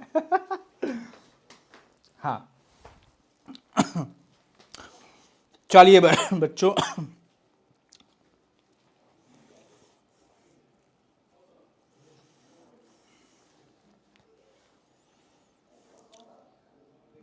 आगे चलते हैं बच्चों। फाइनली अब हम आ जाते हैं जयशंकर प्रसाद जी की काव्य रचना है, एक बहुत बड़ा महाकाव्य है जिसका नाम है कामायनी, और कामायनी से ही ये लिया गया है। तुमुल कोलाहल कलह में श्रद्धा मन को प्राप्त करके अपने हृदय की बात को कहती है। मन मतलब मनुष्य हो जाता है, और श्रद्धा जो है स्वयं को हृदय की बात बताती है। लव यू बच्चों, thank you so much, thank you so much. ये आपका परिवार है और आपके कंधे पे जिम्मेवारी है इसे बड़ा करने का और बेहतर करने का, और हम जो है दिन रात मेहनत करते हैं, करते रहेंगे। बस आपका साथ चाहिए, प्रेम चाहिए। तो कहती है श्रद्धा जो है मन को पा करके मन की बात को, विशेष करके अगर मैं आपको बताऊं कि इस चैप्टर के अंदर श्रद्धा जो है हृदय की बात बन करके नारी की महत्व की ओर दिशा निर्देश करी है, नारी की महत्व को बताई है कि एक नारी किसी मनुष्य के जीवन में किस प्रकार से सहभागिनी होती है, किस प्रकार से उनकी मदद कर पाती है। अगर आप इस नजरिए से इस चैप्टर को पढ़ते हैं तो वाकई आपको यह चैप्टर बहुत अच्छे से समझ में आएगा। तुमुल कोलाहल कलह में, आइए बच्चों, तुमुल कोलाहल कलह में मैं हृदय की बात रे मन, जब बहुत व्याकुल स्थिति हो, कोलाहल की स्थिति हो, तो हे मन मैं हृदय की बात बन जाती हूं। विकल होकर नित्य चंचल खोजती जब नींद के पल, जब आप व्याकुल हो जाते हैं, चंचलता हो जाती है मन के अंदर, जब मन नींद का पल खोजता हो, चेतना जब थक सी रही होती है, मैं मलय की बात रे मन, हे मन, श्रद्धा कह रही है कि हे मन मैं मलय पर्वत से निकली हुई खूबसूरत सी सुगंधित हवाओं की तरह आपके मन की ओर जाती हूं, आपको शांत चित्त करती हूं, मन प्रसन्न करती हूं और आपको एक अच्छी नींद प्रदान करती हूं। यानी नारी की महत्व को यहां पे बताया गया है। उसके बाद चीर विषाद विलीन मन की इस व्यथा के तिमिर वन की, चीर विषाद विलीन मन की इस व्यथा के तिमिर वन की, मैं उषासी ज्योति रेखा कुसुम विकसित प्रात रे मन। जब आपका मन चीर विषाद की स्थिति में हो, प्लस में तिमिर वन की तरह आपकी व्यथा हो जाए, मतलब चारों तरफ केवल अंधकार दिखे, अंधकार जैसे जंगलों में आप घिरे हुए अपने आप को समझ रहे हैं, तो मैं उस समय उषा सी ज्योति रेखा बन जाऊंगा और बन जाऊंगी, प्रकाश की राह बन जाऊंगी आपके लिए। यानी एक नारी हमेशा नर के जीवन में प्रकाश की काम करती है। और कुसुम विकसित प्रात रे मन, सुबह की खिली हुई कुसुम की तरह आपके मन के लिए बन जाऊंगी। हृदय कहती है, यानी हृदय बोले तो श्रद्धा। जहां मरु ज्वाला धधकती चातकी कनको है तरसती, उन्हीं जीवन घटियों की मैं सरस बरसात रे मन। जहां मरु ज्वाला धधकती, जहां मरुस्थल आग की तरह धधक रहा हो, चातकी कण को तरसती, चातकी पक्षी जल की बूंदों के लिए तरस रही हो। प्यारे बच्चों, चातकी पक्षी जो होती है, वो चातकी पक्षी जो होती है स्वाति नक्षत्र के जल की बूंदों के लिए वर्षों इंतजार करती है उस स्वाति नक्षत्र के जल की बूंदों के लिए। उन्हीं जीवन घाटियों की मैं सरस बरसात रे मन, मैं रस युक्त बरसात बन जाती हूं, जहां पानियों के लिए मरुस्थल धधकते हैं। पवन की प्राचीर में रुक जला जीवन जा रहा झुक, जब ऐसा लगे कि आप पवन की दीवार में रुक गए हैं, आपका मन हवाओं की दीवार से घिर गया है, जीवन जला जीवन जा रहा झुक, इस झुलसते विश्व बन की मैं कुसुम ऋतु रात रे मन। जब ऐसा लगे कि आपका जीवन झुलसता हुआ हो रहा हो, तो मैं उस समय पर कुसुम ऋतु बसंत ऋतु की रात की तरह बन जाऊंगी। चीर निराशा निर्धर से प्रतिच्छायित अश्रु सर में, मधुप मुखर मरंद मुकुलित में सजल जल जात रे मन। जब आपका जो मन है, आप जो है चीर मतलब बहुत घोर निराशा, निर्धर मतलब बादल, जब आप निराशा के बादल से घिरे हुए अपने आप को समझते हैं, जब आप गहरी निराशा के बादलों से, बच्चों चैट सेक्शन में कमेंट करना समझ पा रहे हो कि नहीं, जब आप गहरी निराशा के बादल से घिरे हुए अपने आप को समझते हैं, तो मैं आंसुओं के तालाब में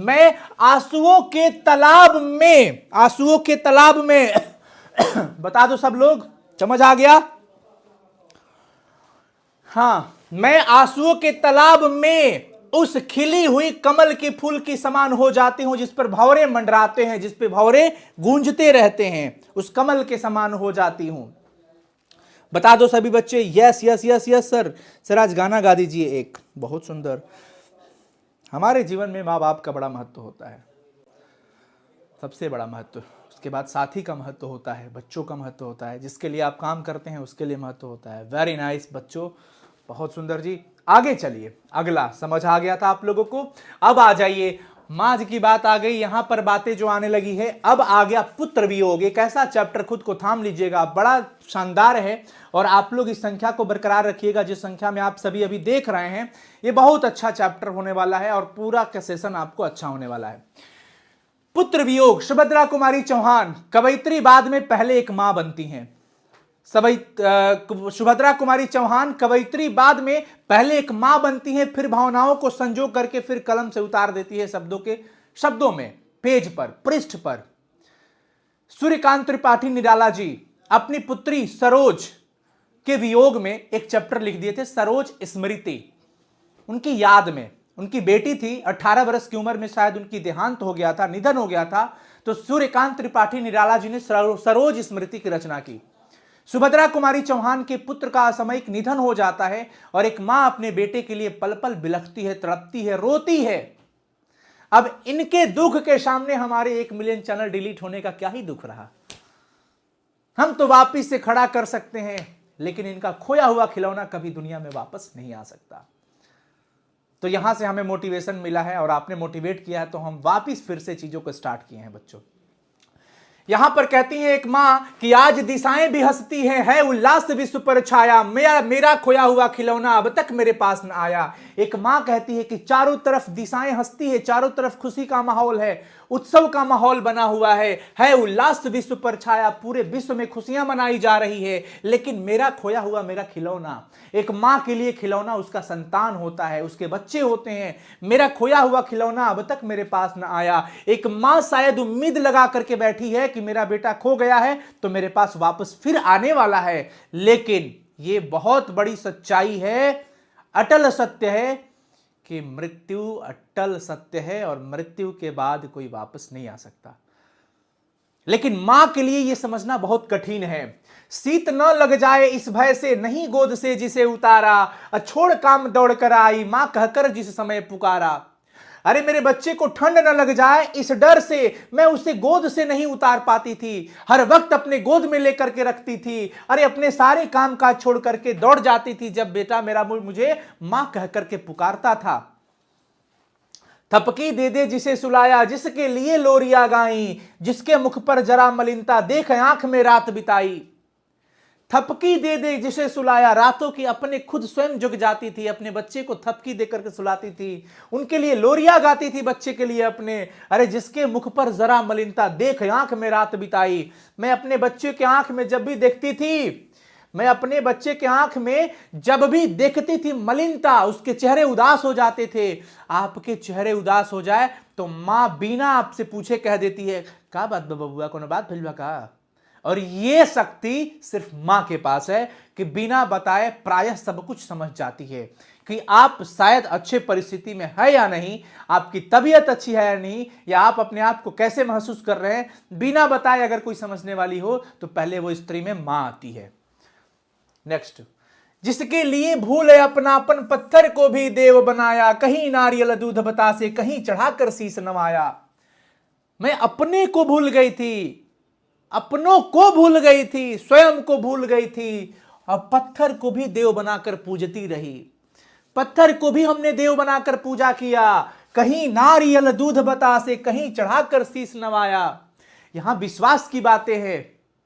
एक मां हमेशा अपने बच्चे की लंबी आयु के लिए, जिस भी धर्म के लोग होते हैं, जैसे भी लोग होते हैं, हर वो व्यक्ति अपने बच्चों के लिए, अपने संतान के लिए लंबी आयु की कामना करता है, ईश्वर से लंबी उम्र की कामना करता है, सफलता की कामना करता है, स्वस्थ एवं सुखमय जीवन की मंगल कामनाएं करता है ईश्वर से। वही कह रही है कि कहीं नारियल दूध बतासा सब चढ़ा करके, कहीं शीश भी नवाई थी, फिर भी कोई कुछ न कर सका। लेकिन सब तमाम चीजों के बावजूद कोई कुछ नहीं कर सका। छीन ही गया खिलौना मेरा बेटा मेरे आंखों के सामने ही चला गया, मैं उसे रोक न पाई, मैं असहाय विवश बैठी रही, उठ गया छौना मेरा। छौना एक जानवर के प्रिय बच्चों को छौना शब्द से संबोधित किया जाता है। तो हमारी माँ के लिए सबसे जो प्रिय वस्तु है वो बेटा है, खिलौना के रूप में जिसे कहा जाता है, उसको छौना कह के संबोधित किया गया। और मैं असहाय, एक माँ स्वयं को असहाय, बस विवश, मजबूर समझ रही है, असहाय समझ रही है, वो चाहकर भी कुछ नहीं कर पा रही है। तड़प रहे हैं विकल प्राण, ये मां रो रही है, कह रही है कि मेरे प्राण व्याकुल हैं, तड़प रहे हैं, मुझको पल भर शांति नहीं, पता नहीं दुनिया में क्या चल रहा है, लेकिन मेरे दिल को, मेरे मन को शांति नहीं है, क्योंकि मेरा अपना संतान मेरे आंखों के सामने चला गया, छीन गया है। वह खोया धन पा न सकूंगी, मैं जो धन खो दी हूं पा नहीं सकती हूं, यह भी अटल विश्वास है, इसमें कुछ भी भ्रांति नहीं है, तनिक भी संदेह नहीं है, तनिक भी भ्रम नहीं है कि उस खोया हुआ धन को मैं पाऊंगी, कभी नहीं आ सकता लौट करके। इतना जानते हुए भी फिर भी रोता ही रहता है, नहीं मानता है मन मेरा। ये जानते हुए कि वो कभी वापस लौट के नहीं आ सकता, फिर भी मेरा मन रोते रहता है, वापस नहीं आ सकता है, ये जानते हूं, नहीं मानता है मन मेरा। बड़ा जटिल नीरस लगता है, सूना सूना जीवन मेरा। अब जीवन बहुत कठिन लगता है, जटिल लगता है, नीरस लगता है, कोई आनंद नहीं है जीवन में। अब मेरा तो जीवन सूना सूना हो गया है। एक माँ के लिए जीवन उसका तब सूना सूना हो जाता है जब या तो उसका संतान चला जाए या पति चला जाए। पति जाने के बाद संतान का होना एक थोड़ा सा धैर्य देता है, लेकिन जो दर्द पति से बयां कर पाए एक पत्नी, एक माँ पिता से जो कह पाती है वो पुत्र से नहीं कह पाती है, और जो पुत्र से कह पाती है वो पिता से भी नहीं कह पाती है। अपने अपने संबंधों की मर्यादा है, और वो दोनों के लिए, उनके लिए दोनों बड़ा ही मतलब बहुत मूल्य है उसका। यह लगता है एक बार यदि, ऐसा लगता है कि एक बार यदि पल भर को उसको पा जाती, पल भर के लिए मैं अपने बच्चे को प्राप्त कर लेती ना, तो मैं उसे बड़ा जी से लगा प्यार से सर हृदय से लगा लेती और सर सहला सहला उसको समझाती।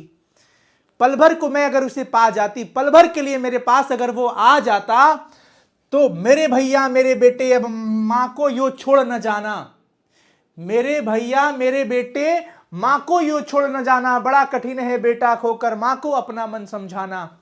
कहती है कि पल भर को अगर मेरे पास वो आ जाता, पल भर को वो मेरे पास अगर आ जाता, तो मैं उसे समझाती, हृदय से लगा करके सर सहला सहला के समझाती कि मेरे भैया मेरे बेटे कहाँ चले गए थे माँ को छोड़ करके, माँ को ऐसे छोड़ के नहीं जाना चाहिए। अरे जानते हो बहुत कठिन है बेटा खो करके माँ को अपना मन समझाना। समझ आ रहा है बच्चों? यस। भाई बहन भूल सकते हैं, पिता भले ही तुम्हें भुलावे, किंतु रात दिन की साथिन मां कैसे अपना मन समझावे। बेटा जानते हो, ये यहां पे रचना में कि अगर तुम्हें तो एक समय के बाद हो सकता है, संभवतः संभावनाएं हैं कि तुम्हें भाई बहन भूल सकते हैं, पिता भले ही तुम्हें भूल सकता है, लेकिन यह संभावना कहा गया है, पिता नहीं भूल सकता, ना भाई बहन भूल सकते हैं। परंतु मां की ममता की मर्यादा इतनी ऊपर है, मां की ममता इतनी अथाह सागर की तरह है, अपार है, असूझ है, जिसका कोई मोल, मतलब इतना बड़ा मोल है कि उसका कोई मोल लगा नहीं सकता है। तो किंतु रात दिन की साथिन मां कैसे अपना मन समझावे। ये सब भूल सकते हैं तुम्हें, लेकिन मैं तो तुम्हारी रात दिन की साथिन मां थी, मैं नहीं भूल सकती हूं मेरे बेटे, नहीं भूल सकती हूं। मैं आशा करता हूं आप सब लोगों को समझ में आ गया होगा। अगला चैप्टर ऊषा चैप्टर शमशेर बहादुर सिंह जी की रचना है बच्चों। शमशेर बहादुर सिंह जी। प्रात नभ था बहुत नीला शंख जैसे, भोर का नभ राख से लिपा हुआ चौका अभी गिला पड़ा है, बहुत काली सिल जरा से लाल के सरसे की जैसे धुल गई हो स्लेट पर या लाल खड़िया चाक। इसे समझना है, ये थोड़ा वैसे टाइप का है, ये प्रतिबिंब की तरह है। इनके शब्दों को पढ़ने के बाद आपके दिमाग में चित्र जरूर आ जाएगा। प्रात नभता बहुत नीला शंख जैसा, सुबह सूर्योदय होने से पहले का जो अगर आप आकाश का रंग देखे होंगे तो आप जरूर समझ पा रहे होंगे कि आकाश में नीली मां छाई रहती है, आकाश नीला दिखता है, ऐसा जैसे नीले शंख की तरह हो। और प्रातः नभ से ओस की बूंदें जो टपकती है वो ऐसी पवित्रता का प्रतीक होता है जैसे हमारे घरों में लीपा हुआ चौका होता है जो गीला रहता है। तो मेरी माँ बहन दीदी चाची भाभी मना करती है कि हैं अभी लिपले बनी केहू चल के ना जाई, ना तो चट उखड़ जी, दाग लाग जी।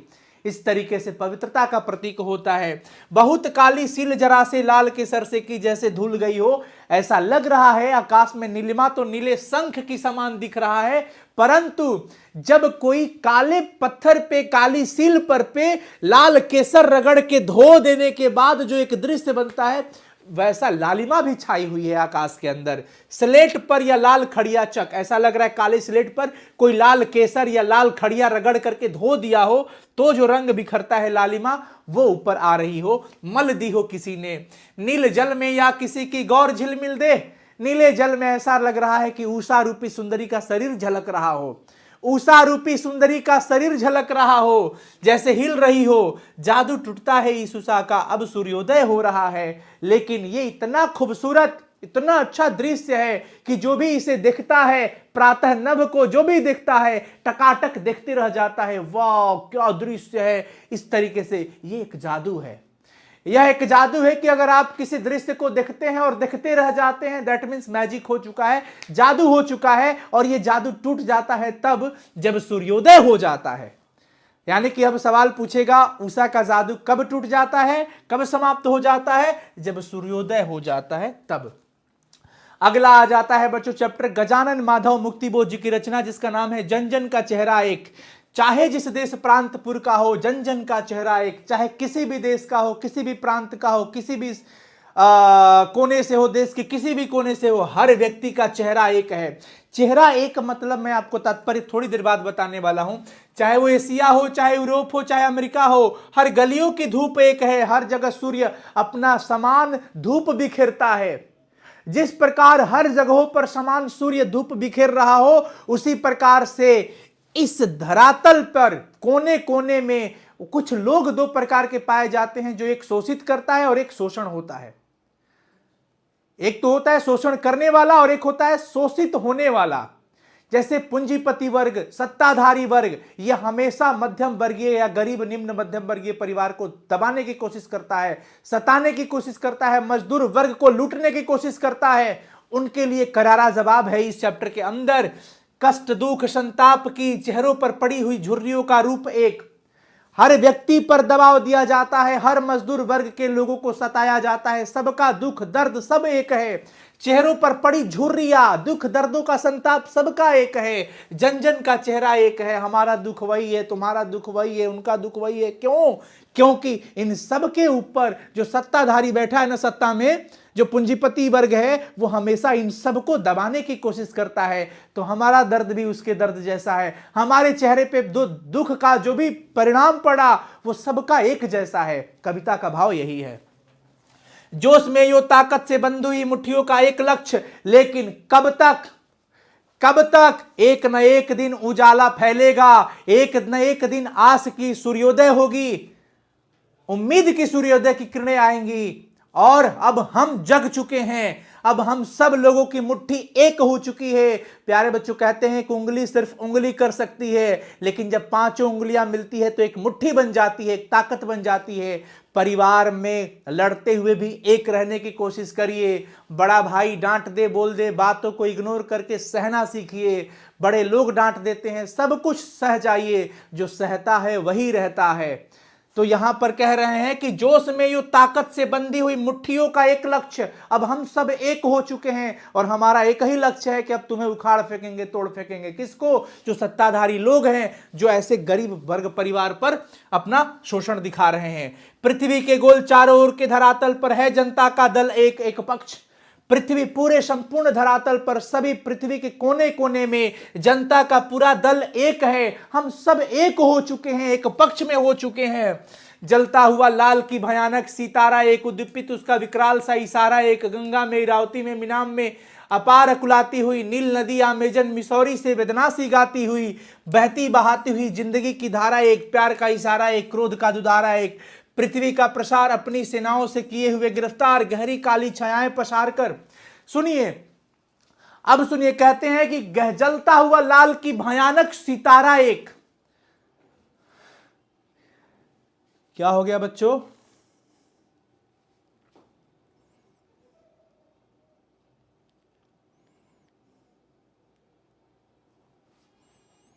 एक बार कमेंट करिएगा आप सभी लोग। मेरे फोन में कमेंट नहीं आ रहा है भाई।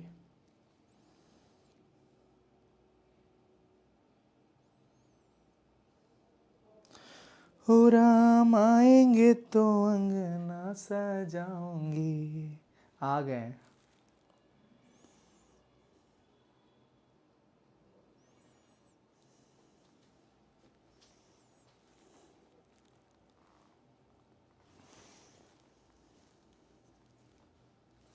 चलो आगे बढ़े। यस यस बच्चों, बहुत सुंदर। हाँ, यहां पर देख लीजिए, जलता हुआ लाल की भयानक सितारा एक, उद्दीपित उसका विकराल सा इशारा एक, गंगा में, इरावती में, मिनाम में, अमेजन में अकुलाती हुई, नील नदी अमेजन मिसौरी में वेदना सी गाती हुई। यहां पर जो भाव है मैं आपको बता दूं अगर कम शब्दों में, तो मैं ये कहूंगा कि जिस प्रकार से सूर्य की किरणें सब जगहों पर एक समान पड़ती है, एक ही इशारा करती है, उसी प्रकार से अगर हम बात करते हैं गंगा नदी, इरावती, मिनाम, अपार अकुलाती हुई, नील हो नदी, अमेजन हो, मिसौरी हो, वेदना से गाती हुई, बहती हुई, बहाती हुई जिंदगी की धारा एक ही धारा में बह रही है जिंदगी मनुष्य के। देखो, बहते हुए उस धारा से मानव जीवन के जीवन की जो बहती हुई धाराएं हैं, मतलब उनको ना संबंधित करने की कोशिश करते हैं और कहते हैं कि वो क्रोध की भी प्रतीक है और वो प्यार का भी प्रतीक है। प्यार का इशारा एक, क्रोध का दुधारा एक।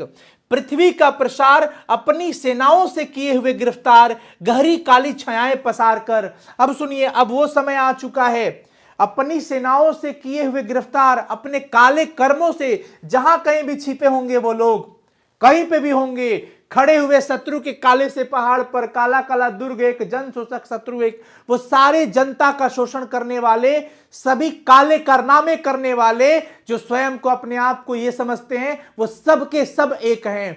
जिस प्रकार से हम जनता एक हैं, हम पर दर्द दिया गया एक है, लेकिन दर्द देने वाला भी एक है। वही एक है जो जनता का शोषण कर रहा है सबको एक प्रकार से, और खुद भी एक है। चाहे वो अमेरिका हो, चाहे एशिया हो, कहीं पे भी, हर जगहों पर ये चीज है। आशामयी लाल लाल किरणों से अंधकार, चिरता सा मित्र का स्वर्ग एक, जन जन का मित्र एक। अब आशामयी लाल लाल किरणों से अंधकार जाने वाला है, अब उम्मीद की किरणें जग गई है, हम सब एक हो चुके हैं, हम चिरता सा मित्र का स्वर्ग एक। अब सुनिए, जैसे कह रहे हैं कि अंधकार को चिरते हुए जैसे प्रकाश आ गया है, यानी उम्मीद की किरणें जग चुकी है, उम्मीद की किरणें जग चुकी है, और यह हमारी मित्रता का भी प्रतीक बता रहे हैं। विराट प्रकाश एक है, अब क्रांति की ज्वाला भी एक है, धड़कते वक्षों में है सत्य का उजाला एक। हमारे हृदय के अंदर भी धधक रही है ज्वाला, वो सत्य की उजाला भी एक है। लाख लाख पैरों की मोच में है, लाखों लाखों लोगों को दर्द दिया गया है, पीड़ा दिया गया है, वेदना का तार एक, इन सब के अंदर वेदना भी एक है, तकलीफ, संकट, सब कुछ एक ही दिया गया है।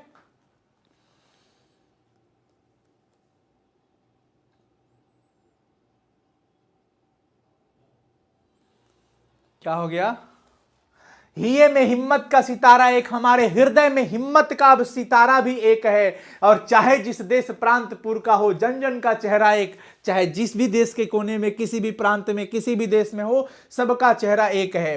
एशिया के, यूरोप की, अमेरिका की भिन्न भिन्न वास स्थान, चाहे वो एशिया हो, यूरोप हो, अमेरिका हो, ये अगर हम देखें तो भौगोलिक दृष्टिकोण से मानचित्र में भले अलग अलग होते हैं, लेकिन भौगोलिक ऐतिहासिक बंधन इसमें भी होते हैं। बावजूद इसके सभी और बहनें हैं, सभी और भाई है, हम सब भाई बहन की तरह है, एक है सभी। और कन्हैया ने गाय चराई है, कन्हैया ने गाय चराना मतलब प्रेम का प्रतीक हो गया। हम सब में प्रेम है, हम सभी भाई बहन में प्रेम है। जिंदगी की मस्ती की अकुलाती हुई भोर एक, अब हमारे जीवन में भी मस्ती आने वाली है और उसका सूर्योदय हो चुका है। बंसी की धुन सभी और एक है, कन्हैया ने जो बंसी प्यार की बजाई है, प्रेम की, इन सब से पूरे धरातल को बांध रखा है। दानव दुरात्मा एक, वो दुष्ट आत्मा जो दानव, वो एक है जो सबका शोषण कर रहा है। मानव की आत्मा एक, ये दानव की तरह है और हम मानव की तरह हैं। हम मनुष्य हैं, लेकिन हमारा शोषण करने वाला वो दानव के समान है, वो दुष्ट आत्मा है। दानव दुरात्मा एक, वो दानव की तरह है, दुष्ट आत्मा एक है, वो शोषण करने वाले, और हम मानव की आत्मा भी एक है।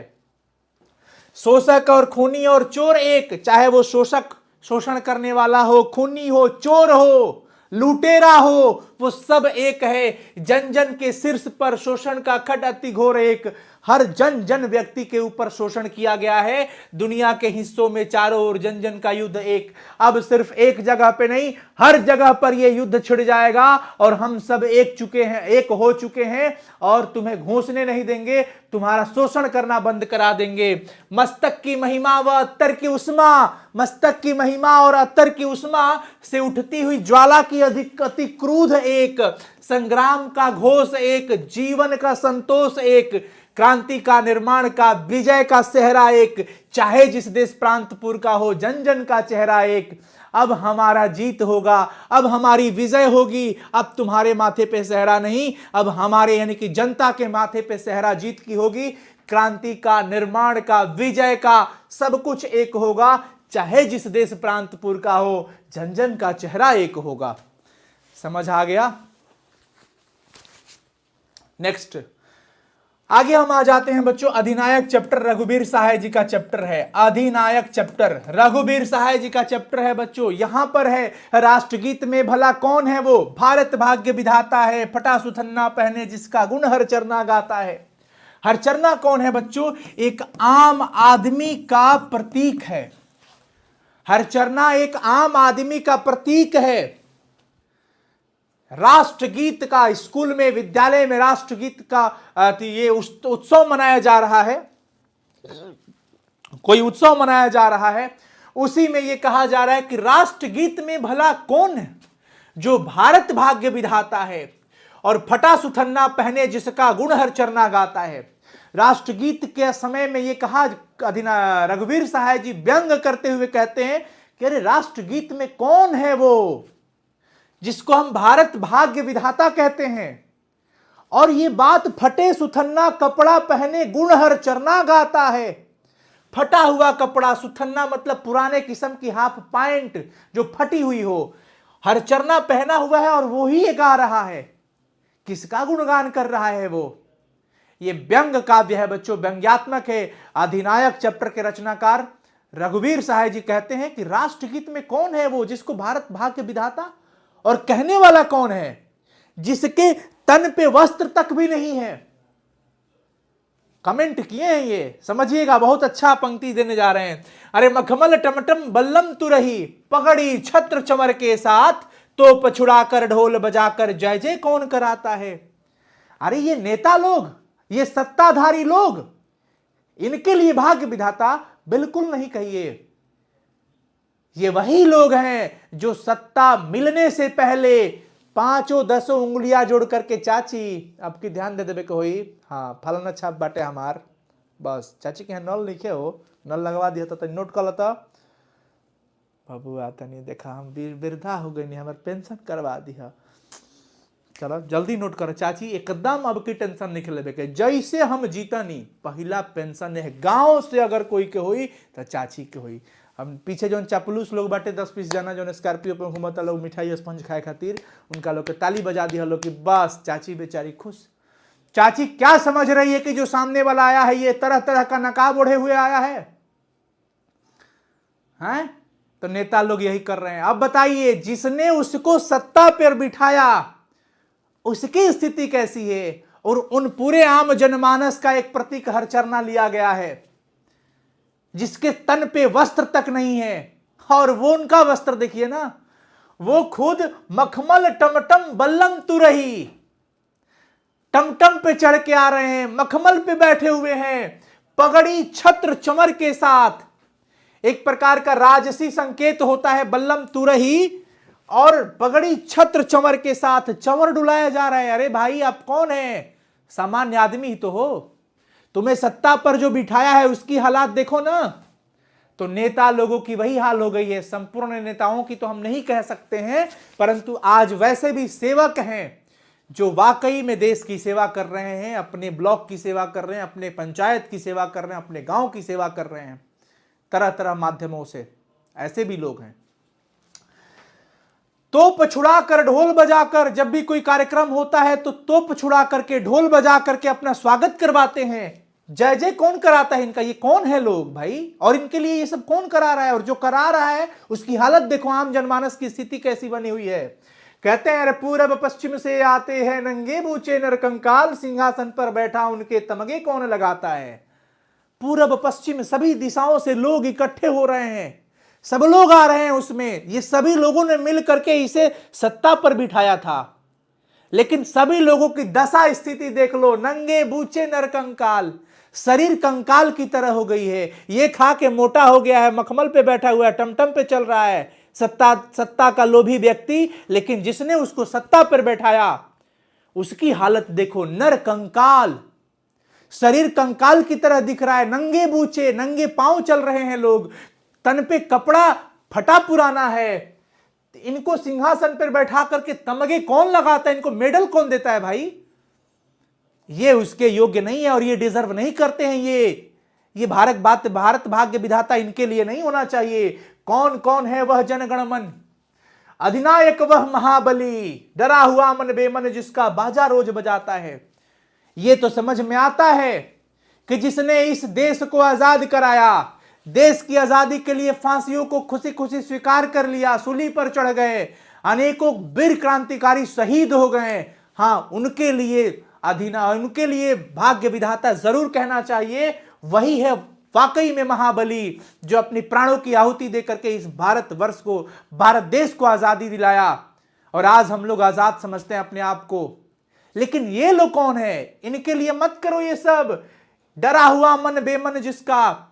लेकिन ये जो सत्ता के लोग हैं, ये आम जनमानस को, आम पब्लिक को डरा करके रखते हैं। आप देखिए कैसे दबाया जाता है, कैसे डराया जाता है, आप जरूर जानते होंगे।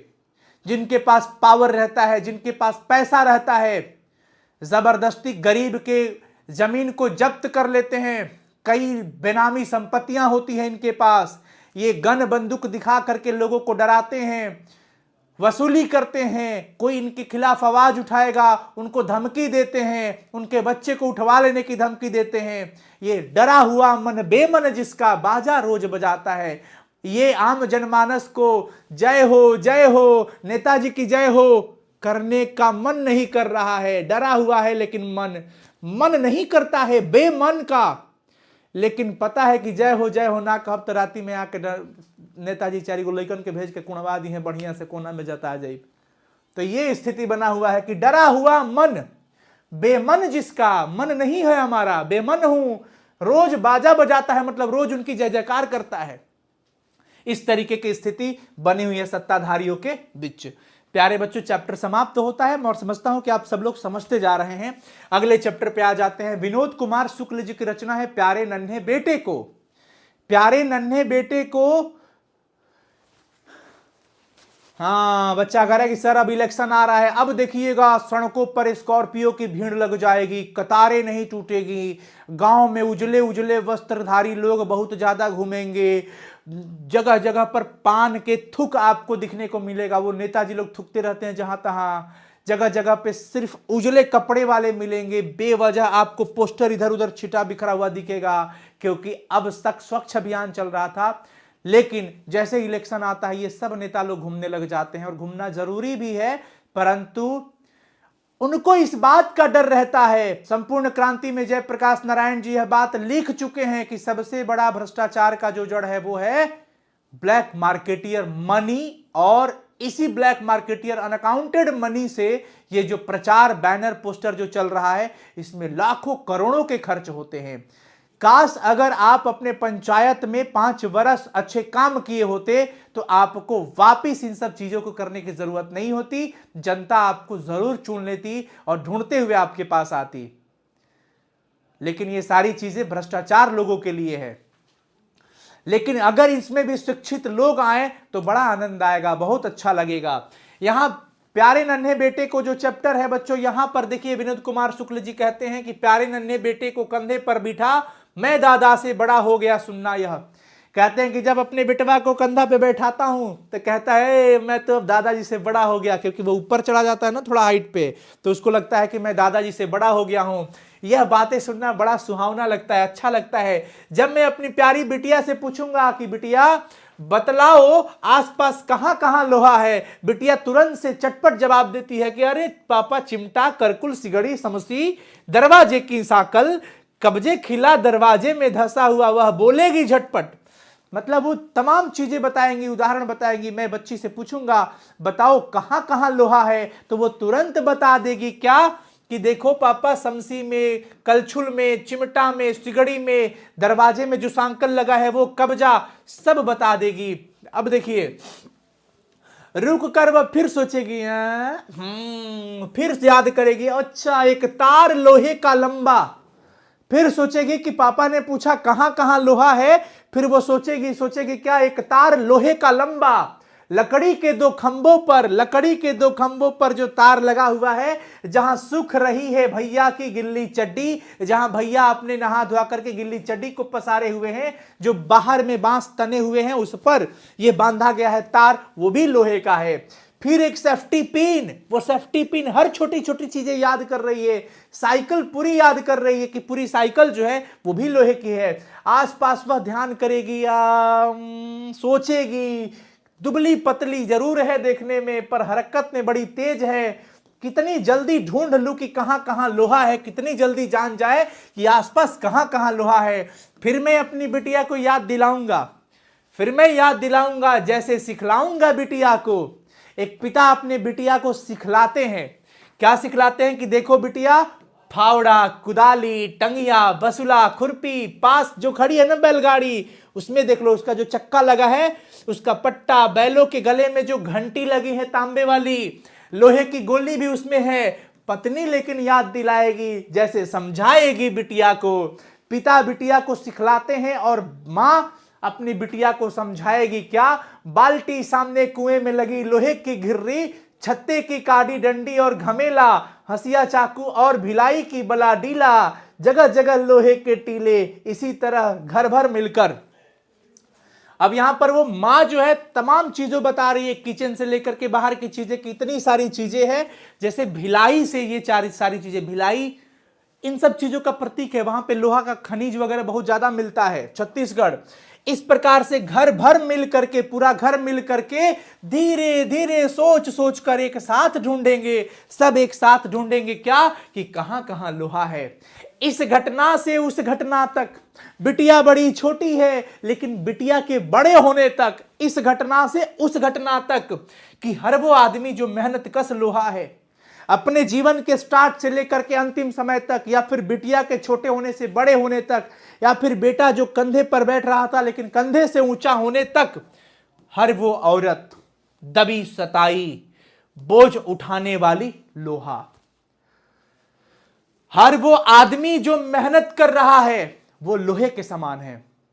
हर वो आदमी जो मेहनत कर रहा है, चाहे ठंडा हो, गर्मी हो, धूप हो, बरसात हो, आंधी हो, तूफान हो, हर परिस्थितियों में अपने परिवार के पालन पोषण के लिए हर पिता घर से बाहर अपने कर्म करने के लिए दूर जाता है। बारिश होगी, आप घर में रह जाइएगा, लेकिन पिता किसी तरह से छाता निकाल करके, कुछ भी बना करके, अपनी सेफ्टी की बिना चिंता किए हुए, उनको डर है कि जल्दी ड्यूटी पे नहीं पहुंचूंगा तो आज की मजदूरी नहीं मिलेगी, आज का मेहनताना नहीं मिलेगा, काम पे नहीं जाऊंगा तो आज के पैसे नहीं आएंगे, तो कैसे अपने बच्चे की लालसा पूरी कर पाऊं, कैसे पेट भर पाऊंगा। हर वो मेहनत कश व्यक्ति लोहा के समान है।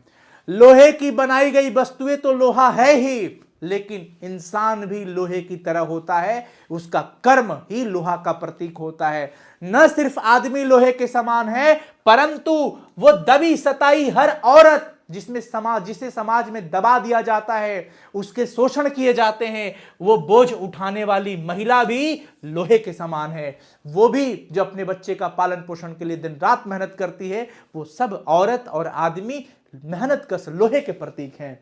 जल्दी जल्दी मेरे कंधे से ऊंचा हो मेरा लड़का, जल्दी जल्दी मेरे कंधे से ऊंचा हो मेरा लड़का, लड़की का हो दुल्हा प्यारा। एक पिता यही चाहता है कि मैं अपनी बिटिया के लिए बहुत अच्छा सा, इसके मन पसंद, इसके साथ खुश रहने वाला, इसका प्यारा सा एक वर और अच्छा घर ढूंढ लूं, दुल्हा ढूंढ लूं। उस घटना तक, इस घटना से उस घटना तक प्रतीक समझ में आ गया कि छोटे होने से बड़े होने तक ये सारी जिम्मेवारियां मैं पूरा कर लूं, कि हर वो आदमी जो मेहनत कश लोहा है, हर वो औरत दबी सताई बोझ उठाने वाली लोहा है। समझ आ गया बच्चों? समझ आ गया? यस।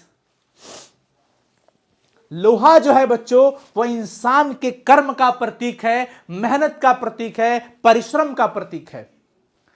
यह चैप्टर समाप्त होता है। उसके बाद हम लोग आ जाते हैं अशोक वाजपेयी जी की गद्य कविता जिसका नाम है हार जीत। अशोक वाजपेयी जी की गद्य कविता जिसका नाम है बच्चों हार जीत। आइए पढ़ लेते हैं। वे उत्सव मना रहे हैं, सारे शहर में रोशनी की जा रही है। वे उत्सव मना रहे हैं, सारे शहर में रोशनी की जा रही है। उन्हें बताया गया है कि उनकी सेना और रथ विजय प्राप्त कर लौट रही है। नागरिकों में से ज्यादातर को तो पता नहीं है कि किस युद्ध में उनकी सेना और शासक गए थे, युद्ध किस बात पर था, यह भी नहीं पता कि शत्रु कौन था, पर वे विजय पर्व मनाने की तैयारी में व्यस्त हुए हैं। उन्हें सिर्फ इतना पता है कि उनकी विजय हुई है, उनकी से आशय क्या है यह भी स्पष्ट नहीं है। गद्य कविता है बच्चों, गद्यात्मक रूप से है, अशोक वाजपेयी जी ने रचा है इसको। हार जीत चैप्टर का नाम है, हार और जीत। नहीं पता कैसी लड़ाई, कैसा युद्ध, किसकी हार किसकी जीत, पर सत्ता वर्ग के लोग, शासक वर्ग के लोग वो क्या करते हैं, आते हैं और पब्लिक में कह देते हैं कि तुम सब उत्सव मनाओ, हमारी जीत हुई है। और साधारण पब्लिक को यह बात नहीं पता समझ में आ रहा है, और पब्लिक की भी गलती है कि वो लगातार उत्सव मनाने लगते हैं। सारे शहर में रोशनी फैल जाती है, सब उन्हें उत्सव मनाने में लगे हुए हैं क्योंकि उन्हें यही बताया गया है कि उनकी सेना और रथ विजय प्राप्त करके लौट रही है। बिना सोचे समझे सारी चीजें हो रही है। नागरिकों में से ज्यादातर लोगों को पता ही नहीं है कि कैसा युद्ध भाई। बहुत आप ऐसे लोगों को देखे होंगे कि जब धरना प्रदर्शन हो रहा हो, जुलूस प्रदर्शन हो रहा हो, किसी के घेराव हो रहा हो, तो कोई देखा देखी बहुत लोग सड़क पे उतर जाते हैं। जब मीडिया जाती है उनसे पूछती है ये किस तरह का भीड़ इकट्ठा हुआ है, पूछा गया ये बताइए किस तरह का भीड़ इकट्ठा हुआ है, हैं? अरे भाई आप यहां किस लिए आए हैं? सब लोग आए हैं तो हम भी आए हैं। अरे आपको नहीं पता आज क्या हो रहा है? नहीं, सब लोग आए थे तो हम भी हाय हाय कर रहे थे। ही दादा, ये क्या, जनता को नहीं पता कि कैसी युद्ध, कैसी सेना, कैसी विजय रथ, किसी को नहीं पता। युद्ध किस बात पर था यह भी नहीं पता, यह भी नहीं कि शत्रु कौन था, पर ये विजय पर्व मनाने की तैयारी में व्यस्त हैं। ये सब बिजी हैं, उन्हें सिर्फ इतना पता है कि उनकी विजय हुई है। अरे भाई आप जानने की कोशिश करो, नागरिक आम जनमानस का पूरा हक होता है कि आप अपने सत्ता वर्ग के लोगों से, जो भी आपका एक लीडर है, जो भी है, आप उनसे जानिए, पूछिए कि क्या है उनकी से आशय, उनकी विजय हुई, किनकी, उनकी मतलब किनकी, उनकी से भी पता नहीं कौन है, किसकी विजय हुई भाई, सेना की हुई कि शासक की हुई कि नागरिकों की हुई, किसी को नहीं पता। किसी के पास पूछने का अवकाश नहीं है, समय नहीं है, वक्त नहीं है, हिम्मत नहीं है पूछने का। नागरिकों को नहीं पता कि कितने सैनिक गए थे और कितने विजयी वापस आ रहे हैं। इनको ये तक भी नहीं पता कि कितने युद्ध में गए थे, और अगर युद्ध में गए थे तो कितने खेत रह गए। खेत रहना मतलब युद्ध भूमि में शहीद हो जाना, कितने लोग मारे गए, उनकी सूची अप्रकाशित रखी गई है। खेत रहने वालों की सूची अप्रकाशित है। खेत रहना मतलब कि वापिस उसमें युद्ध भूमि में शहीद हो जाने वालों की संख्या नहीं पता, लिस्ट नहीं पता। देखिए ना, अगर किसी के माँ के बेटे, पिता के पुत्र जो है, किसी के बहन का भाई जो है, ये सब लोग युद्ध में जाते हैं, आप युद्ध में ले जाते हो, वो मृत्यु को प्राप्त कर जाते हैं और आप उनके परिवार वालों तक को नहीं बताते हो। एक भावनाएं बता रहा हूं, परिवार वाले तक को नहीं पता, सूची प्रकाशित रख दी गई, आपके लिए उत्सव हो रहा है और उनके घर में मातम मना हुआ है, कहीं खुशी कहीं गम वाली स्थिति आ गई है। सिर्फ एक बुढ़ा है, सिर्फ एक बुढ़ा है मशक वाला, जो सड़कों को सींचते हुए कह रहा है कि हम एक बार फिर हार गए हैं, और गाजे बाजे के साथ जीत नहीं बल्कि हार लौट रही है। वो बूढ़ा व्यक्ति जो अनुभवी व्यक्ति है, जो पूरे अपने जीवन काल में इन सब चीजों को, सत्य को देखा है, परंतु अफसोस कि उन्हें बोलने का हक नहीं है। वो सत्य नहीं बोल सकते हैं क्योंकि उन्हें जिम्मेवारी दी गई है कि तुम सिर्फ सड़क को साफ कर दो, सड़कों को सींच दो, क्योंकि उधर से विजय रथ वापस आ रही है। और बूढ़ा व्यक्ति अनुभवी जो है वो कह रहे हैं कि हम पुनः हार चुके हैं, इंसानियत की हार हुई है, मानवता की हार हुई है, हम पुनः हार चुके हैं। और ये गाने बाने के साथ, गाजे बाजे के साथ ये जीत नहीं, ये इंसानियत की हार और मानवता की हार लौट रही है। उस समय कोई ध्यान नहीं देता है, और अच्छा यह है कि उस पर सड़क सींचने भर की ही जिम्मेवारी है। बूढ़ा सब कुछ कहता है पर बूढ़े की बात पर कोई नहीं ध्यान देता, बूढ़े की बात को कोई नहीं सुनता। और क्यों भाई? क्योंकि उसको सच कहने की जिम्मेवारी कहां, उसे तो सिर्फ सड़क सींचने की जिम्मेवारी दी गई है। सच को दर्ज करने या बोलने की नहीं, सिर्फ सड़क सींचने की। जिन पर है वे सेना के साथ ही जीत कर लौट रहे हैं। जिन्हें कुछ कहने का अधिकार है, जिन्हें सत्य बोलने का हक है, वो भी चापलूस बनकर के सेना के साथ, शासक के साथ, सत्ताधारियों के साथ वो भी लिप्त हो चुका है।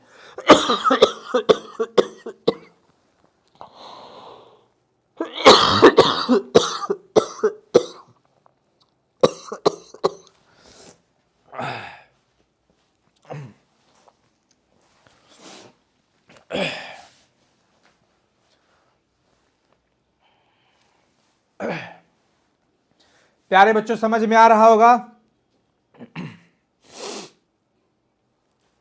यस सर, बहुत सुंदर बच्चों। आगे की ओर चलते हैं बच्चों। और मुझे लगता है कि अब हम लोग लास्ट अपने चैप्टर पे आ गए हैं। ज्ञानेंद्र पति जी के चैप्टर है, ज्ञानेंद्र पति जी के द्वारा रचित चैप्टर जिसका नाम है गांव का घर। सुनिए, गांव का घर बड़ा बहुत सुंदर चैप्टर है, बहुत मजेदार चैप्टर है बच्चों।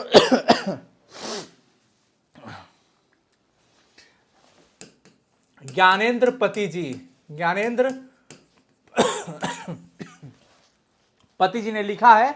सुनिएगा, बहुत मजा आएगा, बहुत आनंदित है। अंत भला तो सब भला। अंत तक आप लोग, इतने बच्चे आज पढ़ रहे हैं, बहुत खुशी हो रही है हमें कि आप लोग अंत तक इस चैप्टर को पढ़ पा रहे हो।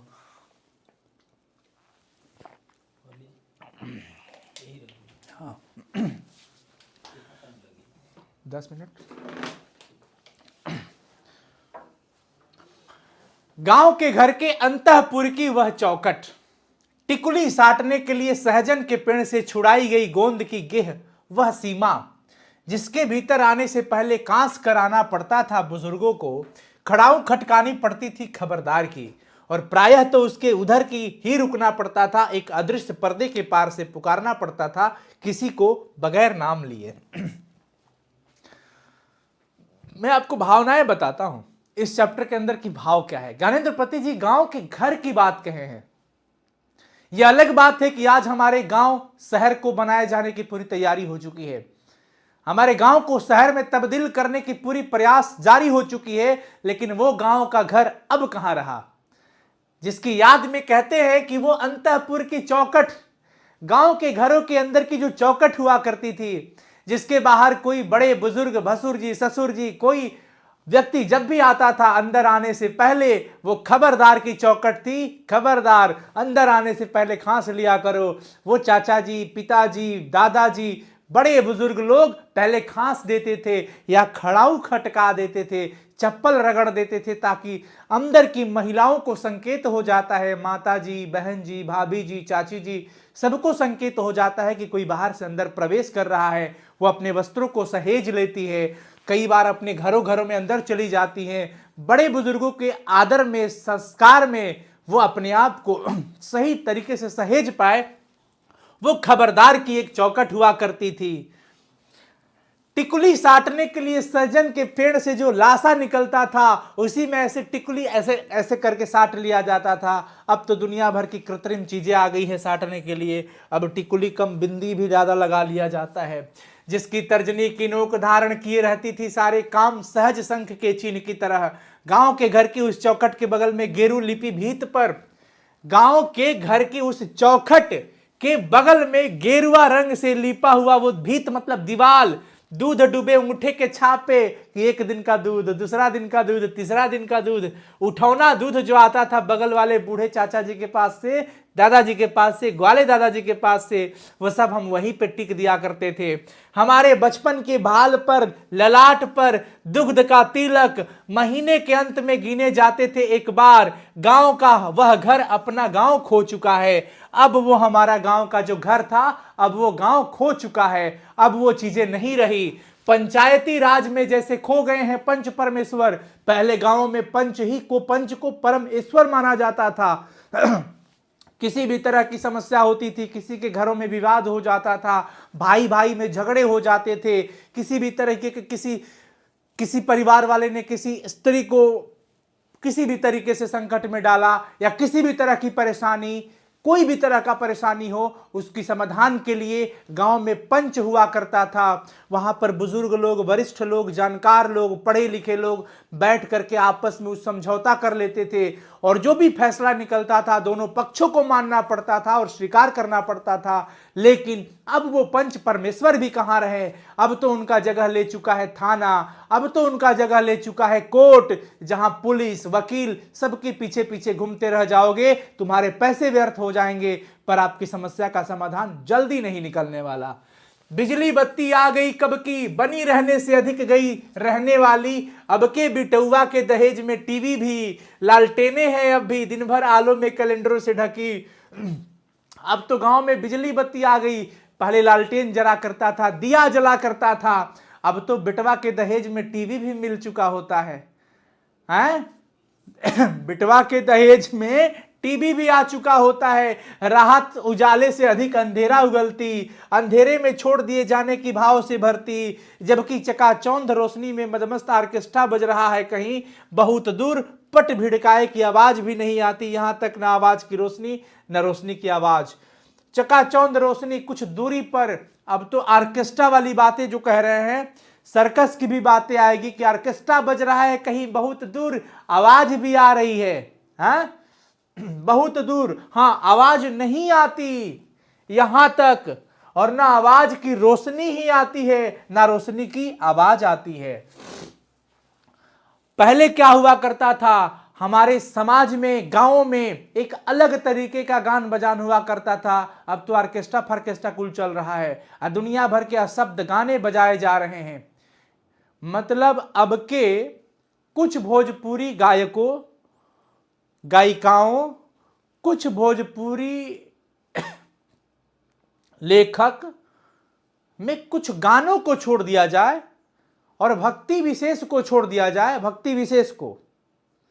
नहीं तो आज के जो गायकार लोग हैं वो भक्ति में भी शक्ति जोड़ दे रहे हैं, यानी भक्ति गीतों को भी शक्ति के रूप में प्रकट कर रहे हैं, गा रहे हैं। डबल मीनिंग गाने आ चुके हैं। आप सभी लोग समझदार हैं, मैं किसी व्यक्ति विशेष का बुराई नहीं कर रहा हूं, पर अपने भोजपुरी समाज को लेकर के जो कहने का मौका है, इसमें मैं यही कहूंगा कि अगर एक होता है सीधे गाली देना और एक होता है गानों के साथ गाली देना, तो आज ऐसा स्थिति उत्पन्न हो चुका है कि भोजपुरी कुछ गायक जो लोग हैं, व्यक्ति विशेष जो भी लोग हैं, आप सब जानते हैं, वो सामने वाले को गाना के साथ, म्यूजिक के साथ, हारमोनियम के साथ गाली देते हैं, क्योंकि उसमें सिर्फ गाली ही रहता है। उसमें डबल मीनिंग में इतने गंदे अर्थ निकलते हैं जो आप कभी अपने परिवार के साथ, बहन के साथ, माताजी के साथ, पिताजी के साथ नहीं सुन सकते हैं। और जिस म्यूजिक को अपने परिवार में न बजाया जा सके, वो म्यूजिक कैसा, वो तो गाली ही है। हम परिवार में गाली गलौज नहीं कर सकते हैं। तो अब जो गाली, ये जो है ना, डायरेक्ट एक होता है गाली देना है और एक होता है म्यूजिक के साथ ढोलक पे गाली दे देना। तो अब की स्थिति वैसी बनी हुई है, लेकिन सब नहीं, कुछ अच्छे भी हैं, कुछ अच्छे गान बजान हैं, कुछ अच्छे गीत हैं, कुछ अच्छे गायक भी हैं।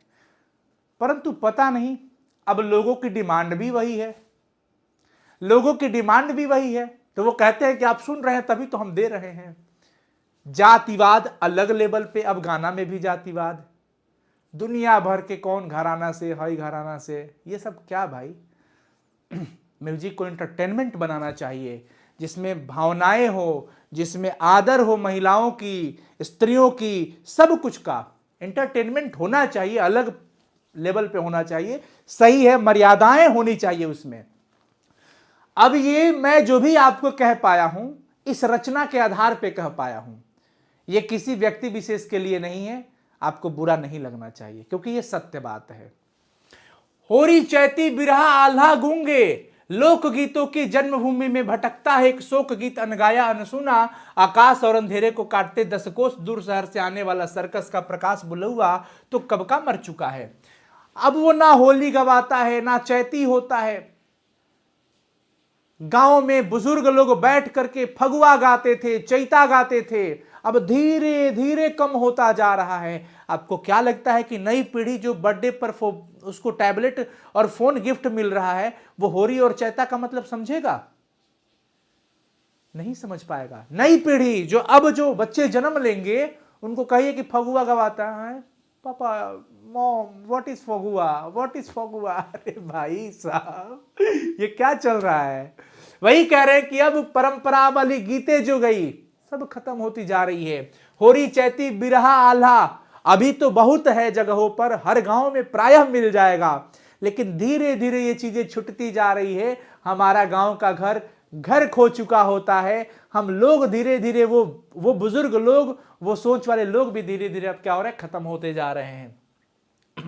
आकाश और अंधेरे को काटते 10 कोस दूर शहर से आने वाला सर्कस, आकाश और अंधेरे को काटते हुए 10 कोस दूर शहर, अच्छा ये तो उसका हो गया ना, हाँ 10 कोस दूर शहर से आता था जो सर्कस करने वाला, अब वो भी नहीं रहा। अब कहां, अब तो इंटरटेनमेंट फोने पे चल रहा है।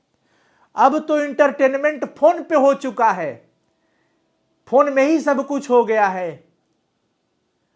अब वो सर्कस जादू दिखाने वाले भी गायब हो चुके हैं कि जैसे गिर गया हो गजदंतों को गंवाकर कोई हाथी, उस तरीके की स्थिति उनकी बनी हुई है। रेते गए उन दांतों की जरा सी धवल धुल पर, छीज रहे जंगल में। लिलने वाले मुंह खोले शहर में बुलाते हैं बस, अदालतों और अस्पतालों के फैले फैले बिरुदते गंदते अमित्र परिसर की जिन बुलौओं से गांव की घर की ऋण झुरझुराती है। अब गांव में किसी भी तरह की समस्याएं आती है, तुरंत थाना पुलिस हो गया, कोर्ट वकील हो गया, जाइए चक्कर लगाते आइए। लूटने वाले लिनने वाले मुंह खोल के बैठे हुए शहरों में आ जा, अब तबीयत खराब बा तुरंत बाईपास हॉस्पिटल में घुस जाइएगा, रात भर में 70-80 हजार का बिल बन जाएगा, गरीब आदमी यही तरह मर जाएगा। वो शहर में बुलाते हैं, आ जाइए, अदालत हो अस्पताल हो, बड़े बड़े स्पेस फैले हुए हैं वहां पर, रुंधते गंधाते अमित्र परिसर, उस परिसर में बैठिए और वहां पर क्या है, आपको लूट लिया जाएगा। लीलने वाले मतलब लूटने वाले, बेवजह हर चीजों की पैसा लग जाती है। अब वो गांव का घर अपना गांव खो चुका है। गांव जैसे किसी भी व्यक्ति की रीढ़ की हड्डी होती है, जब तक सही है वो मनुष्य अपने आप को स्वस्थ समझता है, लेकिन जब ये रीढ़ की हड्डी डगमगाने जाए, कोई तरह का दोष आ जाए, ईश्वर ना करे किसी में ऐसा दोष हो, तो व्यक्ति अपने आप को बहुत असहज महसूस करेगा, स्वास्थ्य गिर जाता है। हमारा गांव का घर अब वैसा नहीं रह पाया, क्योंकि अब उसकी भी रीढ़ की हड्डी झुरझुरा चुकी है। अब हमारा गांव भी संकट में है।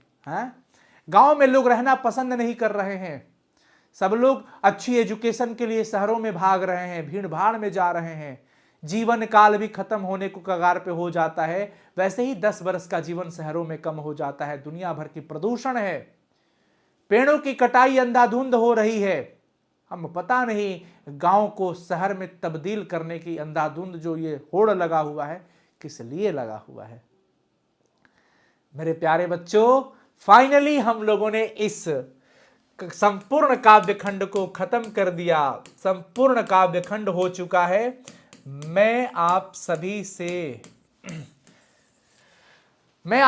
से जरूर कहूंगा कि आज का ये सेशन कैसा लगा। आप सभी लोग कमेंट सेक्शन में कमेंट करके जरूर बताइएगा, और जितने बच्चे देख रहे हैं प्लीज हमारे लिए, इस परिवार के मोटिवेशन के लिए आप सभी लोग कमेंट करके जाइएगा।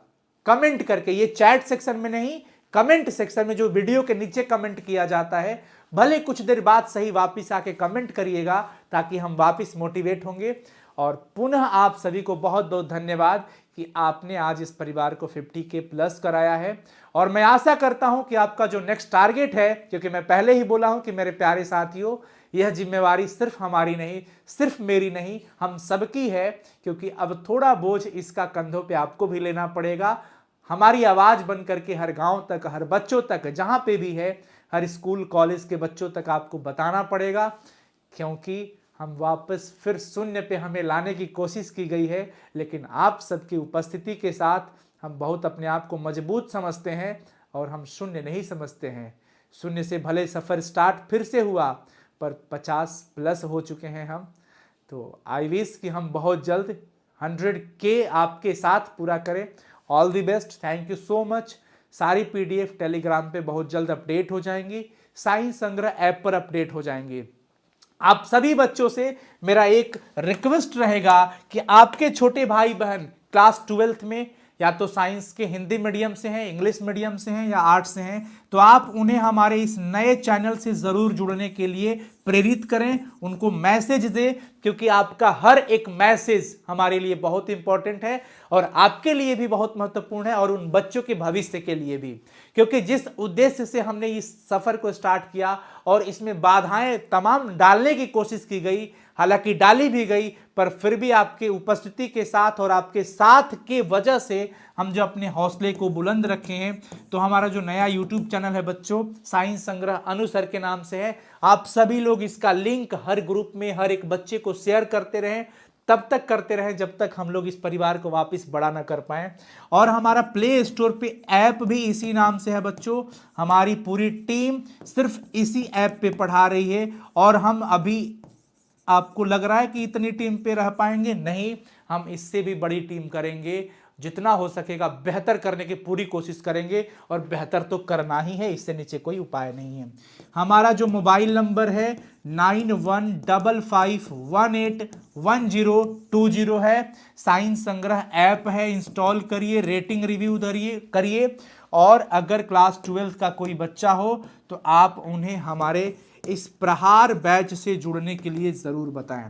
प्रहार 2025 बैच से जुड़ने के लिए ज़रूर बताएं। आप सभी लोग हमारे इस दिए गए नंबर पे कॉल करें और आप सभी बच्चों से मेरा अनुरोध होगा कि आप लोग कमेंट करिएगा, सेशन को शेयर करिएगा और कल की क्लासेज में वापस मिलते हैं बच्चों। All the best, love you, thank you so much. वापस आप सभी को सलाम, जय हिंद।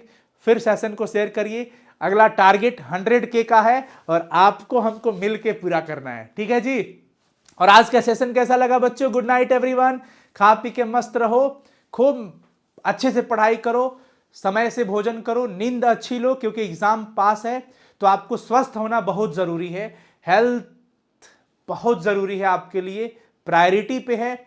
पढ़ाई करते रहिए, जितनी भी पढ़ाई हो पाई है उसको रिवीजन करने की कोशिश करिए, लिखने की कोशिश करिए, क्योंकि अभी आपके लिए स्वास्थ्य बहुत जरूरी है।